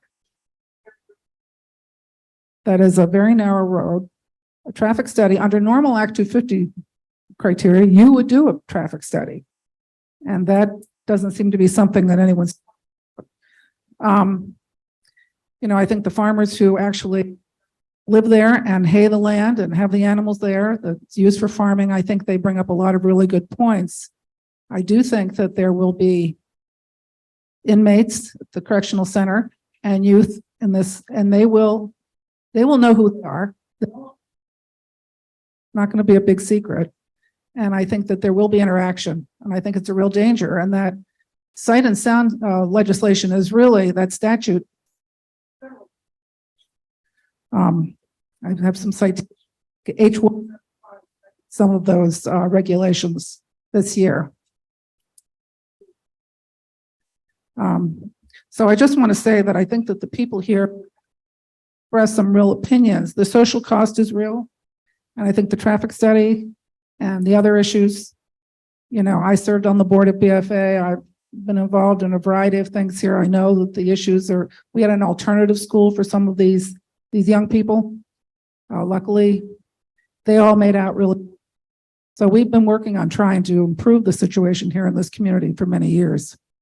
So thank you. Thank you. Any other questions or comments people would like to make? You got 1:10 left. You still had it on there. We might want to ask if anyone. Oh, else would like to okay, sure. after. Thank you. Yeah. And I think this is a really good point, and you folks should not be insulted by anyone who says the state can't be trusted. Many of us in this room, myself, I would say I worked for Howard Dean. I worked for Madeline Cunin before him. I crossed party lines and took abuse for working for Phil Scott. These are all good people. And I'm sure you're fine people, and many of you may end up holding office in state government. The issue is you can't be trusted in this regard. And you can't be trusted because you need to get this job done. And to do that, you're going to need to close your eyes and just do it. And our job is to make sure you hear us loud and clear. I don't really want it down the street on Kingman Street. I don't want it on Weldon Street. I don't want it anywhere in Franklin County, to be quite honest with you. We're paying a price for which we have not been compensated with our tax dollars, and it's hurt our community. Now, I don't wish any other community ill. I think they should be compensated, but I think you need to spread, you know, in the old days in a classroom, teachers soon learn that you don't put all the D students or all the troublemakers in one room. You spread them around. And what happens is that people act better and they learn better. So you don't put all the need in one community. That ought to be something that state government acknowledges. And the other point is, there are governments all across the world that function right now, not listening to what referendums really want. And I would offer to you that if there were to be a referendum in Franklin County, I'm sure you don't want a referendum in Franklin County. So that's it. And I don't have any other ideas. Thank you. And I should mention, anyone on Zoom, I can't see it because you're behind me, but if I raise a little hand or wave, if anyone on Zoom wants to make a comment or ask a question. Just unmute yourself and tell us your name, please. Is that Maddie Yando? Is that right? Yes, Okay. hello. My name is Maddie Yando. I live in St. Albans Town, and my family is the farm across the street as well. I was just wondering what sort of permitting regulations you're going to be looking into in regards to wetlands, Act 250, stormwater. All those things are very important to consider for the environment, and it doesn't seem like too much is being put into it as it's being shown as a temporary structure, but 5 or 8 years worth of land degradation is still a big impact.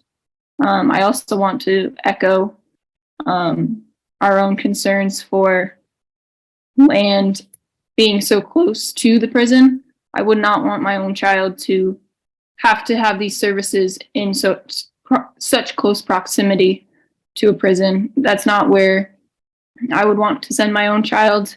And I know that you might not be able to hear and speak, but you are very aware that you are close to a prison. The noon bell goes off every day, and there's no way around that. And it's just not a location that's worth putting my own children in, even if they need those services. Thank you for listening. Thank you, Maddie. I can speak to the first question. So we're subject to all permitting, which includes stormwater, Act 250, zoning, local permitting, with the exception of 4413, but you can, any facility is subject to local zoning. So we are required to go through all the same zoning that anybody else would be required to go through. And I think I'm hearing her ask also if at the end of the temporary period, the land, I'm assuming, would be put back. That's correct. We would Better completely than restore it the is. site, just like we're going to do in Middlesex. Okay. Anyone else on Zoom or in the audience that wants to make a comment or ask a question? Okay. Thank you. Thank you for coming up. I'm sure, I mean, not just you that's learning, I'm learning a lot too. As I said, I grew up and Brendan grew up right down the street, but myself, I grew up, right in the city, and the prison's always been down there. I've always known it's there. It's been eye-opening for me, not just tonight, but over the last week to talk to so many of the folks out here too. It's a long history. I wasn't aware of all of it, so this was good for me. And I'm sure you guys, I know you're up here to listen in good faith, and we'll look forward to hearing back from you. We do have a question. Are these young people all male, or is there a mixture of male and female? I'm sorry, maybe we can just hand her that's okay. Maybe we could just hand it to her. Yeah. If Mixed group of male and female mixtures together? Or are they all male, or? It's all. Oh, both are gonna be mixed together. Well, no, they're not mixing, but. Yeah. Okay. So there was a question at Mary Ann, Is that your name? correctly? Yeah, asked if there was, the population was mixed and female. All right, so I left my card at the back.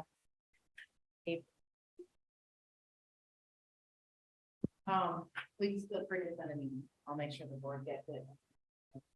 Okay. you guys are welcome to stay. We got some more items on here, but you're welcome to leave too.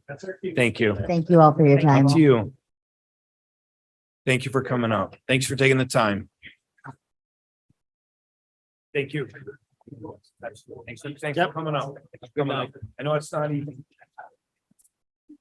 I agree. Thank you. Yep, thank you. Thanks for coming up. Thank you very much. Thank you.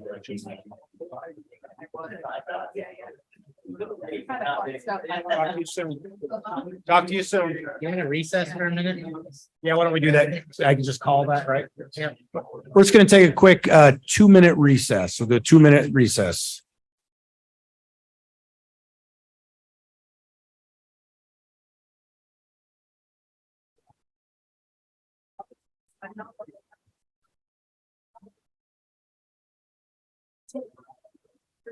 I've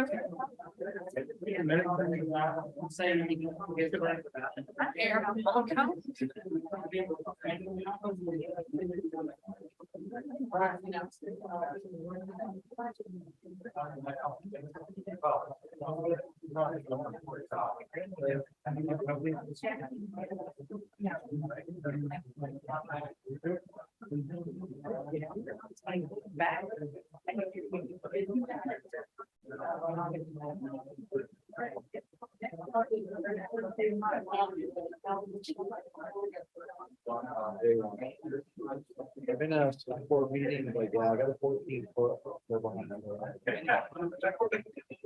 There he goes.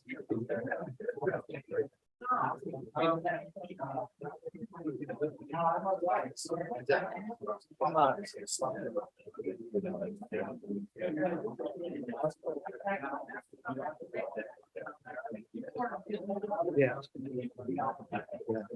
It's not my house. It's about that.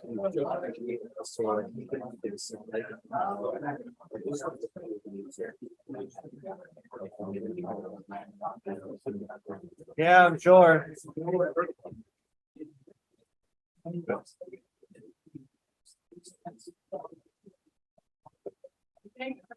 How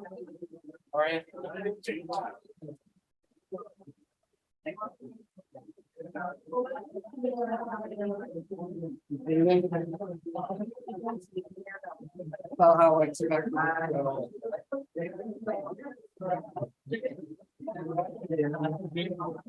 Never intended. It wasn't our intent that we. Longer than talking.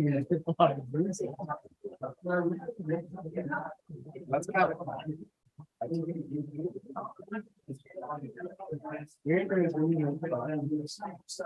Never had a plan that we need to. Going around.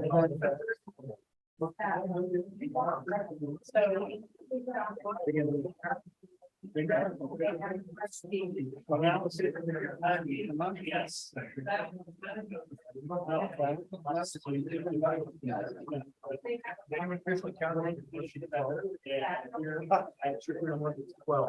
Yeah, I got the old.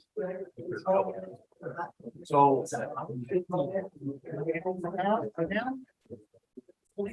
I think. People are not.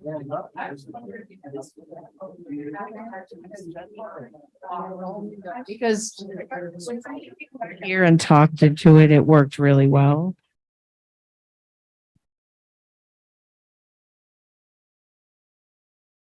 She was moving.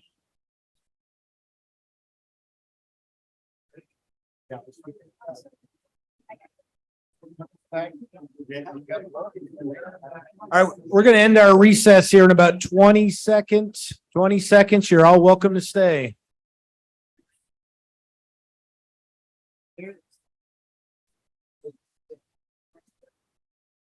Oh,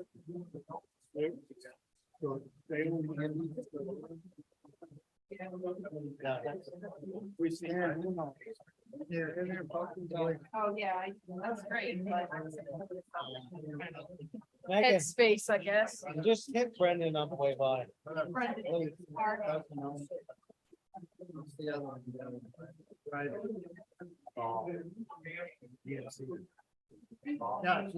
Thank you.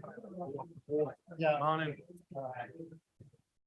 All right, we're going to end our recess. Again, more than welcome to stay, but we are going to continue.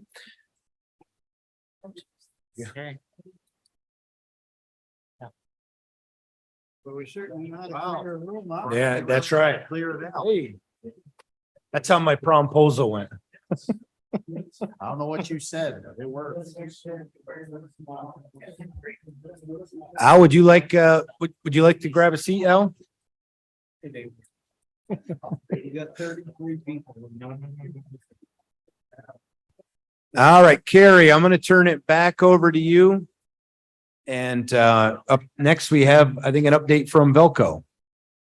That is correct. Shauna Loisel is also on Zoom representing Velco. I think you will have to take that off.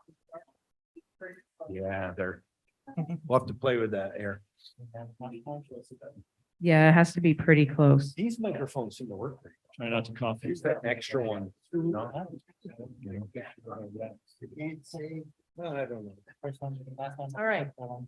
You can proceed. I don't have a big introduction. Thank you, Carrie. Frame it up for us. Small electric power company. For the purposes of tonight's discussion on this agenda item, I thank you for inviting me back again. I was here at the old building back June last year. And I want to say, thanks for sticking around. I know that we weren't sure how long that would take. So I appreciate you being public discourse patient. is a good Yep. thing, and that's one of the reasons why I'm here is to engage in that.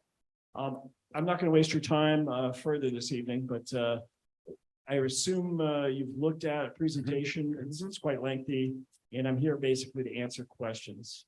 I could go on any particular slide that you have a question for, or any general questions.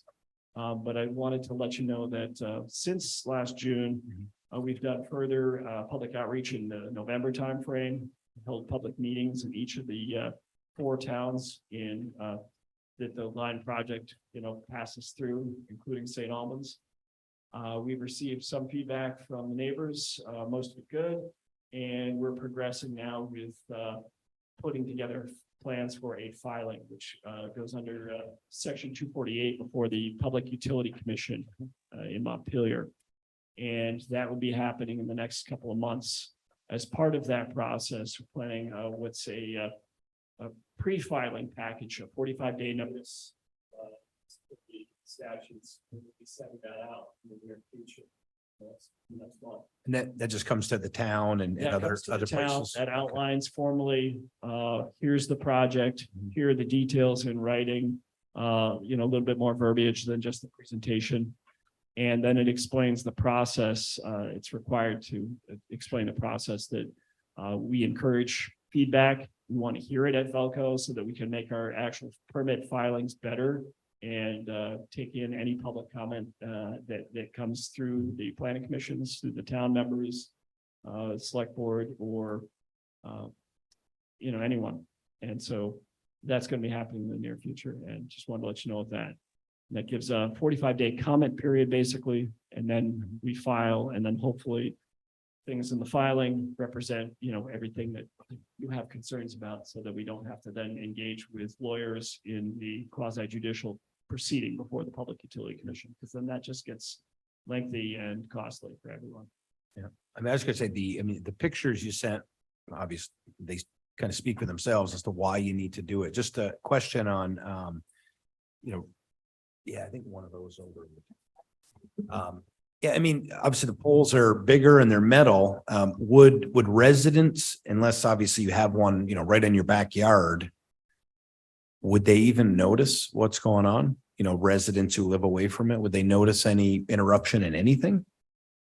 I don't believe so, other than the general nature of a large construction project. Yeah. That spans 16 to 17 miles. Mhm. So that will necessitate various crews coming in a sequence of events. One crew, for instance, would be coming in to clear trees and vegetation that's within the existing 150-foot corridor. Another crew would be coming in to drill holes for the poles. Another crew would then be coming in to set the poles. So that's going to be a fair amount of truck traffic. It's, of a short duration, Sure. promise to be good neighbors and then not come back for another 40 years, hopefully. And that's to the extent that people will be impacted outside of the, what's going on in someone's particular backyard. Don't you like do it all in one day, though, if you're drilling a hole for a pole and you leave it 2-3 days, when we full of water? We take that chance and cover it, of course, so that, animals or whatnot don't fall into it. So it's protected. But we have the crews generally work on a linear basis. So they go from one section to another. But we have to have several different crews, because they're different trades of whether it's drilling the hole, setting the pole, putting the wire up. So it's like union type deal, Like the railroad. So some of it could be union, but it's more of a sequenced of events, and that, can't necessarily bring the poles in if you haven't cleared the existing vegetation out and drill the holes, because then you're not going to have a place to put the poles. And when you're all done, so when everyone's gone away and it's all done, essentially the footprint is the same as it is now, right? Correct. In terms of actually use of the right of way, it will take up less space. The poles will be taller.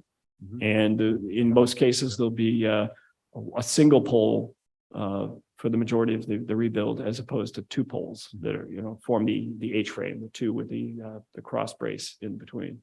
Okay. It's actually a little less than. Okay. Right. There are of course places where, due to the angles and dead ends, where we have additional guy wires to prevent cascading outages or dominoes, like knocking the whole 17 miles down.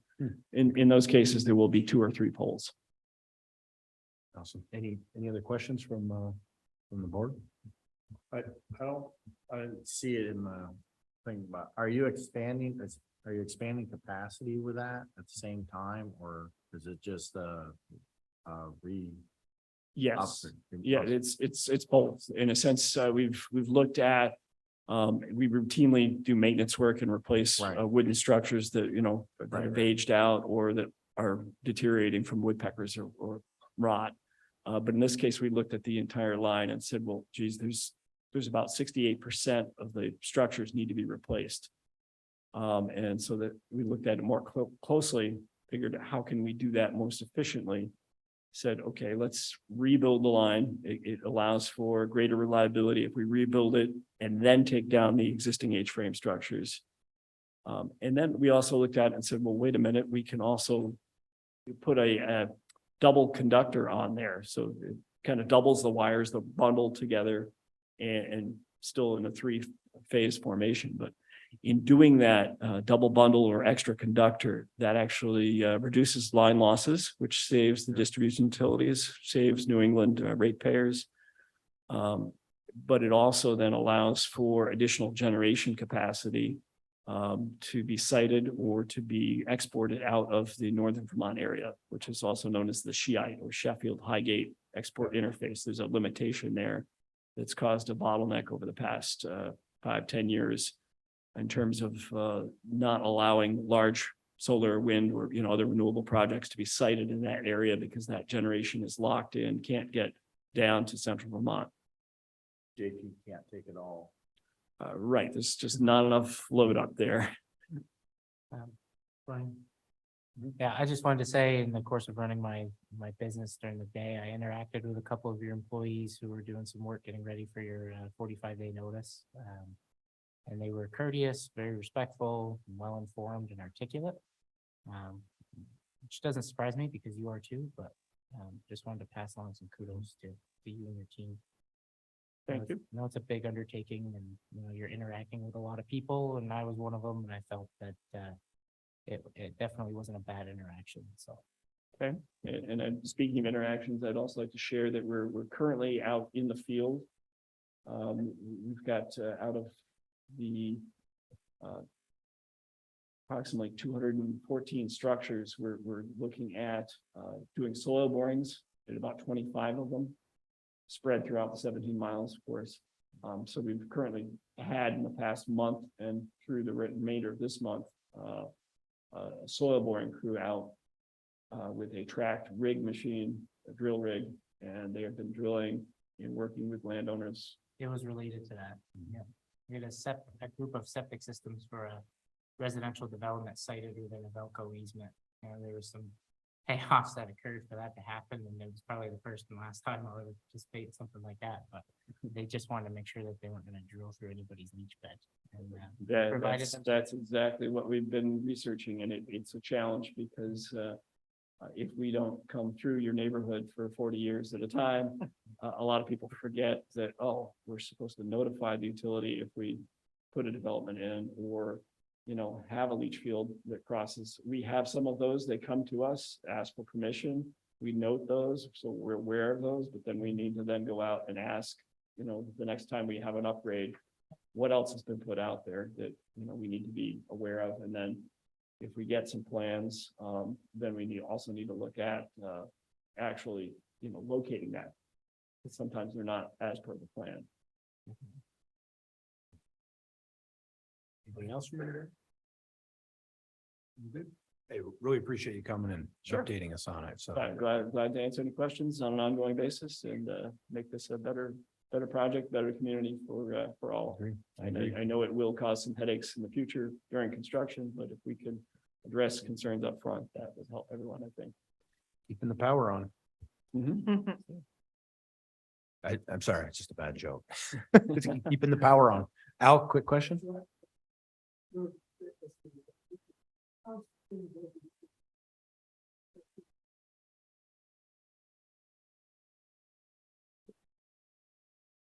There are no severe problems that I'm aware of. There's constantly interactions between Velco and the distribution utilities because they have not only distribution but sub-transmission that interfaces with our transmission. And they have, monthly meetings to assess where they're at, prevent problems, and identify any joint solutions. And that's also folded up into a a large 20-year look ahead plan that that Velco does, a long range transmission plan every 3 years. And that's released, it's out there on our website as well to show, here's where we are as a state. Here are, perhaps deficiencies in the future with expected load growth. And here's what we intend to do about them. Here's where we're going to study further to see what needs to be done. We visit it every 3 years.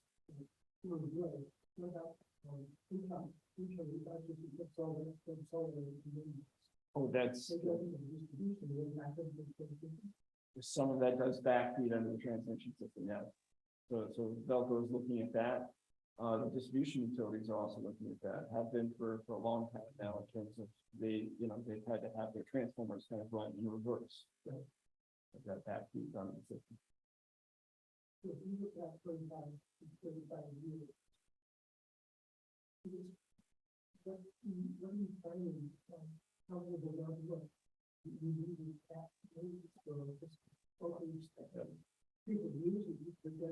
It's very difficult to do that, especially in that time frame. If you look out generally 20 years, 10 years with clarity, and the additional 10 years is kind of more fuzzy and done on a scenario based. So it's difficult to predict past 20 years what the system will need to be. Sure. Yep, thank you. I think we're, I have one more question. oh, Valerie. one more question. So do you anticipate more in your 20-year plan, more large-scale generation projects in the rural areas of Vermont? Or like this Sheffield Heights project or Lowell Mountain or is that is that horse kind of come and gone? That's a little bit beyond our I know. our specialty. Our specialty is basically to provide a transmission system or the interstate, but then, we monitor the usage of it, but we don't encourage a particular type of car or a particular type of generation. We need to, as a company, stay agnostic to the use of it in the free market system as to what generators are proposed. Your question would be better answered, I think, by the Department of Public Service, as well as the distribution utilities that they put out their long-range plans that are IRPs that are updated every few years as well. And they would look at from their own portfolios what's needed. Besides that, the Department of Public Services, the ratepayer advocate, would generally be following trends and, what other large-scale generation projects might be put forward.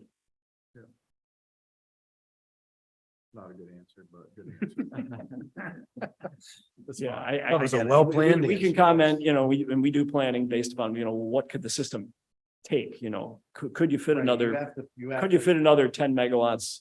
Could you fit another 50 megawatts in an area? I guess my question is that you're designing your Velco lines that you're upgrading to handle a certain amount of transmission. Where's the transmission come from if it's not coming from future projects or just purchase load? It could be coming from future generation projects, or it could be coming from other purchases outside of Vermont that travel across the lines. Thank you. Sure. Get some homework, Jeff. Yeah, I know. I'm interested in it. See where the way of the world's going. Thank you very much, Scott. Yep. Thank you for Appreciate having me. If anything, and any other updates in the future that we need to know, please let us know. Will do. Thank you. Thanks for your time. Kara, I think we got two more things on. We can agenda run here? through these. The third item is town hall meeting room rental policy, because although we feel like we've just moved in, people realize we have a beautiful building and would like to use it.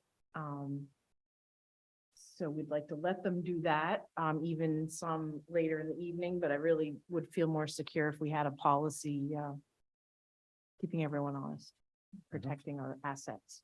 Yep. So you have your first draft in front of you. I think we did borrow it from another municipality. I can't remember. Jen worked pretty hard on this. So I'm looking for feedback. It doesn't have to be approved tonight, but I certainly would love it if you give it serious consideration or give me feedback. I reviewed it, looks great. The only question or or thought is, what if, should there be some even narrow list of groups who might be able to do it? Or rent it for free, for example, take, yeah, take use for free, and that was my only thought. The museum didn't do that for the Bliss Room. We just offered discounts for nonprofits. I mean, we very seldom, if ever, I don't know if I just want to make sure that this space is competitive with other nonprofits in the area that also rent space that depend on it for their income. The museums are when it comes to money. And most of our customers per se are likely going to be nonprofits. So then it becomes challenging to figure out which nonprofits you'd like to. Yeah, it was more just a thought, I mean, if get it. it's, and maybe the answer is $25 isn't that bad, especially it's for up to 4 hours or so. That was my only thought. I feel like some in the old town hall, you could just sign them out. And I don't remember there being a cost for some meetings, but that was just my question. What I did toss around is if it's during the daytime and we're already here, it's of little consequence. We don't mind it. Having to reset a room a little bit doesn't cost us a thing. It's more later at night when we have to give someone a fob and then we might have to clean up after the them. food that I part think the too. fee comes in a little bit. Yeah. It's more important.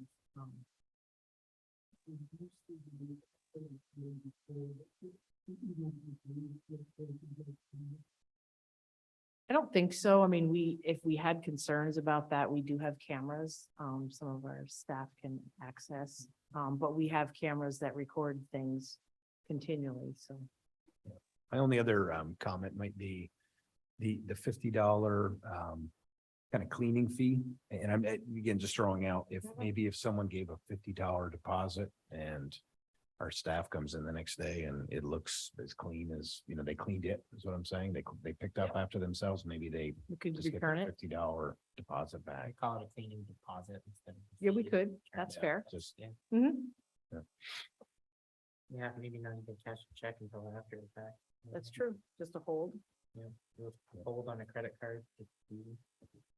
otherwise, I mean, I like the rest that the intent, which clearly says in it is to, try to be as equitable to all groups and also spells out in there that if the town allows you to be here, it also in no way endorses whatever group that is, so.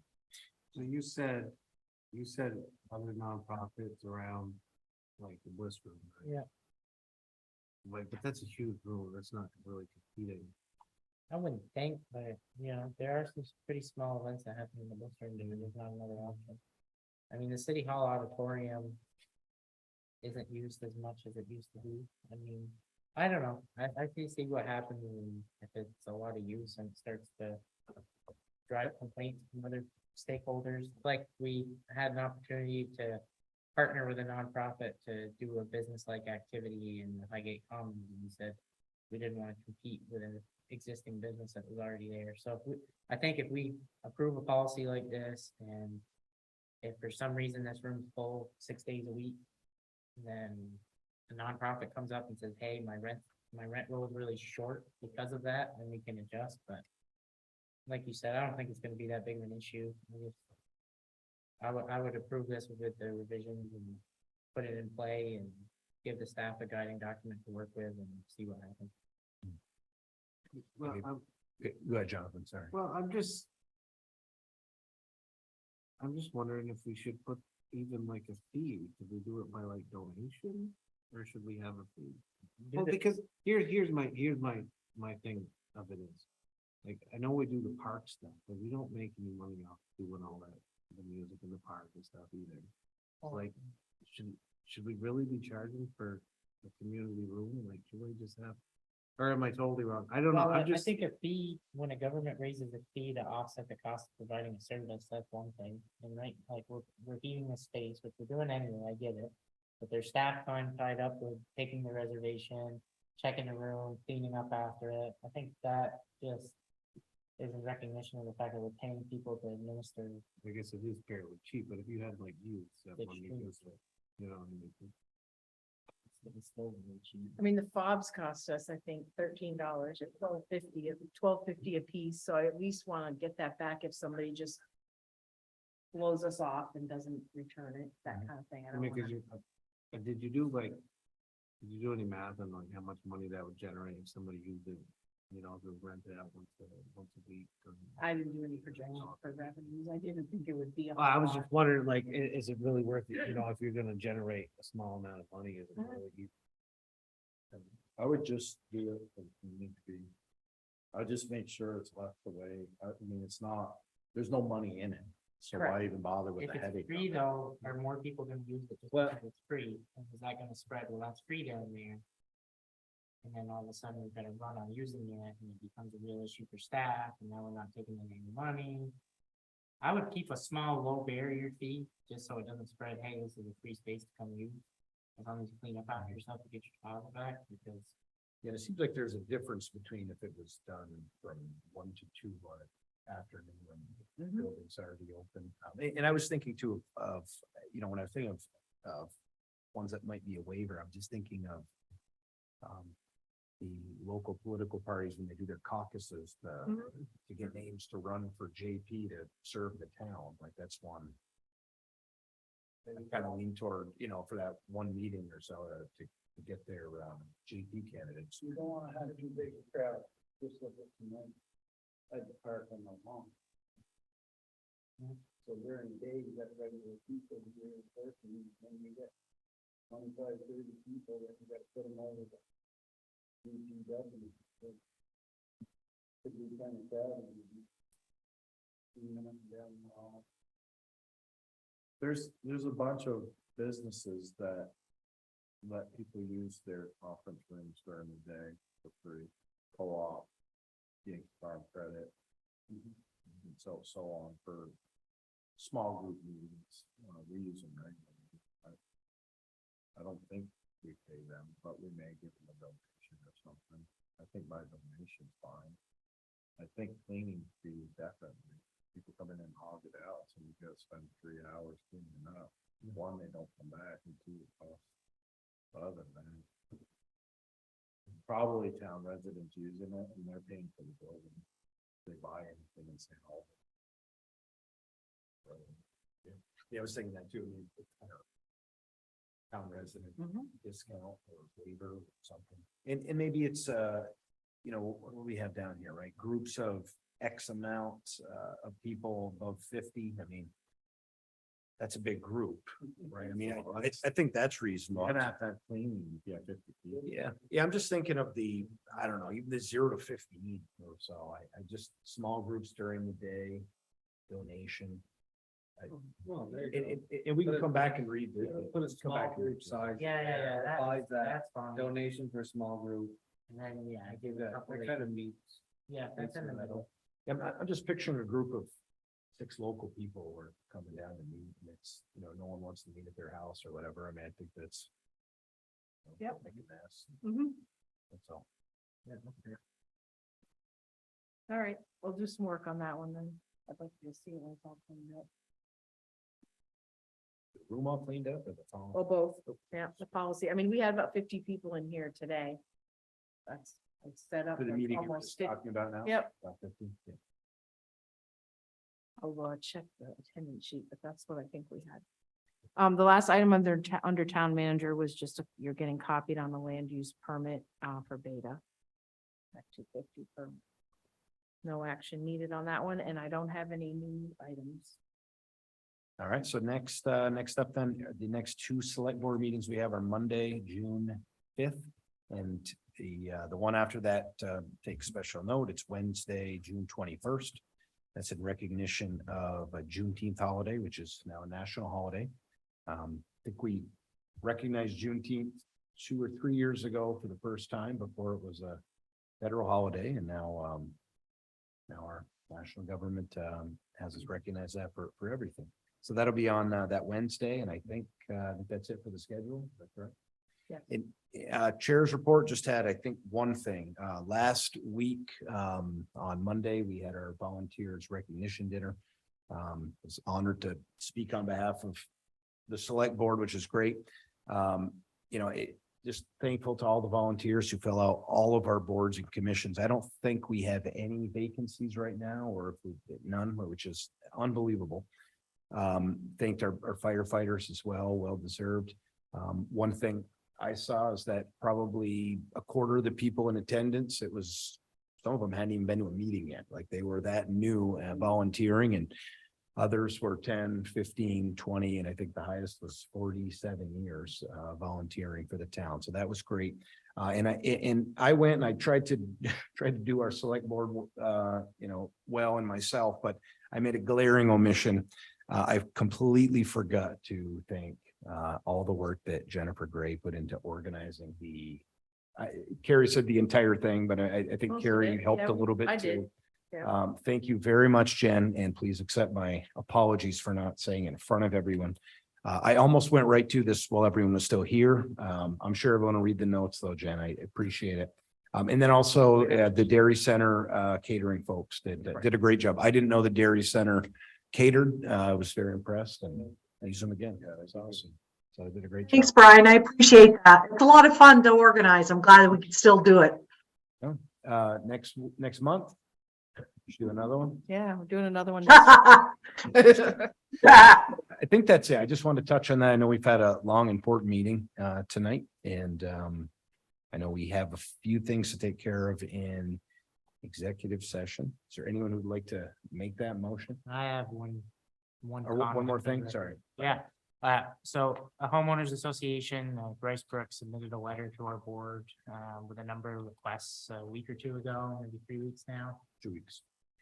One of the requests was that anyone with a conflict of interest or a business relationship with the Smith family, identify that conflict and remove themselves from this discussion. I believe that comment was directed in my direction. I'm not sure. It was kind of an innuendo. Now, I'm gonna comment that I occasionally consult when a certain store wants to locate in the Franklin County area, Grand Isle County. And I played matchmaker about 3 years ago when that store identified St. Albans as one of its prime targets for the next 5 years. They were looking for land in a specific area that the Smith family has a pretty good grasp on, so I referred them to Sam, passed a few phone numbers around, and haven't been involved since. What I learn of the project, I read in the paper like everyone else. I'm not financially tied to it in any way. So if there's a legitimate concern from that homeowners association that I may be operating with a conflict, I just want everyone to know that I'm not in any way. So, but if that fact that I made that referral bothers anyone to the point where they'd like to discuss whether or not that constitutes a conflict, I'm open to discussion, but I'm gonna continue to operate as if it doesn't. Thank you, Brendan. Any other comments or questions for Brendan? No? Good. Thanks. All right. Brendan, since your vocal cords are warmed up, you wanna throw us our official motion? You got it? Oh, I make a motion to enter executive session to discuss a contractual and then a personnel matter where premature general public knowledge of the subject matter would place the town or person involved at a substantial disadvantage. I further move to enter into executive session to discuss a contractual and personnel matter under the provisions of Title I, Section 313A1 of Vermont statutes, and to invite the town manager, Carrie Johnson, and interim director of operations, Al Bogel. Thank you. I don't know, is Sean Adkins still available? Sean is still on. You still with us, Sean? Was that a snoring sound, Sean? It was exciting. Okay. I know he's still there. He is. If it's all right, we'll add Sean on it in case he wants to join us, but I amend my motion to add it's all right if he our can't make future it. town manager, Sean Atkins. Thank you. Any All second? right, guys. Thank you very much. Have a good night. Happy birthday. I'll second. Thank you. Birthday, Jim. Any you. discussion? All in favor? Aye. Thank you. Thanks for coming.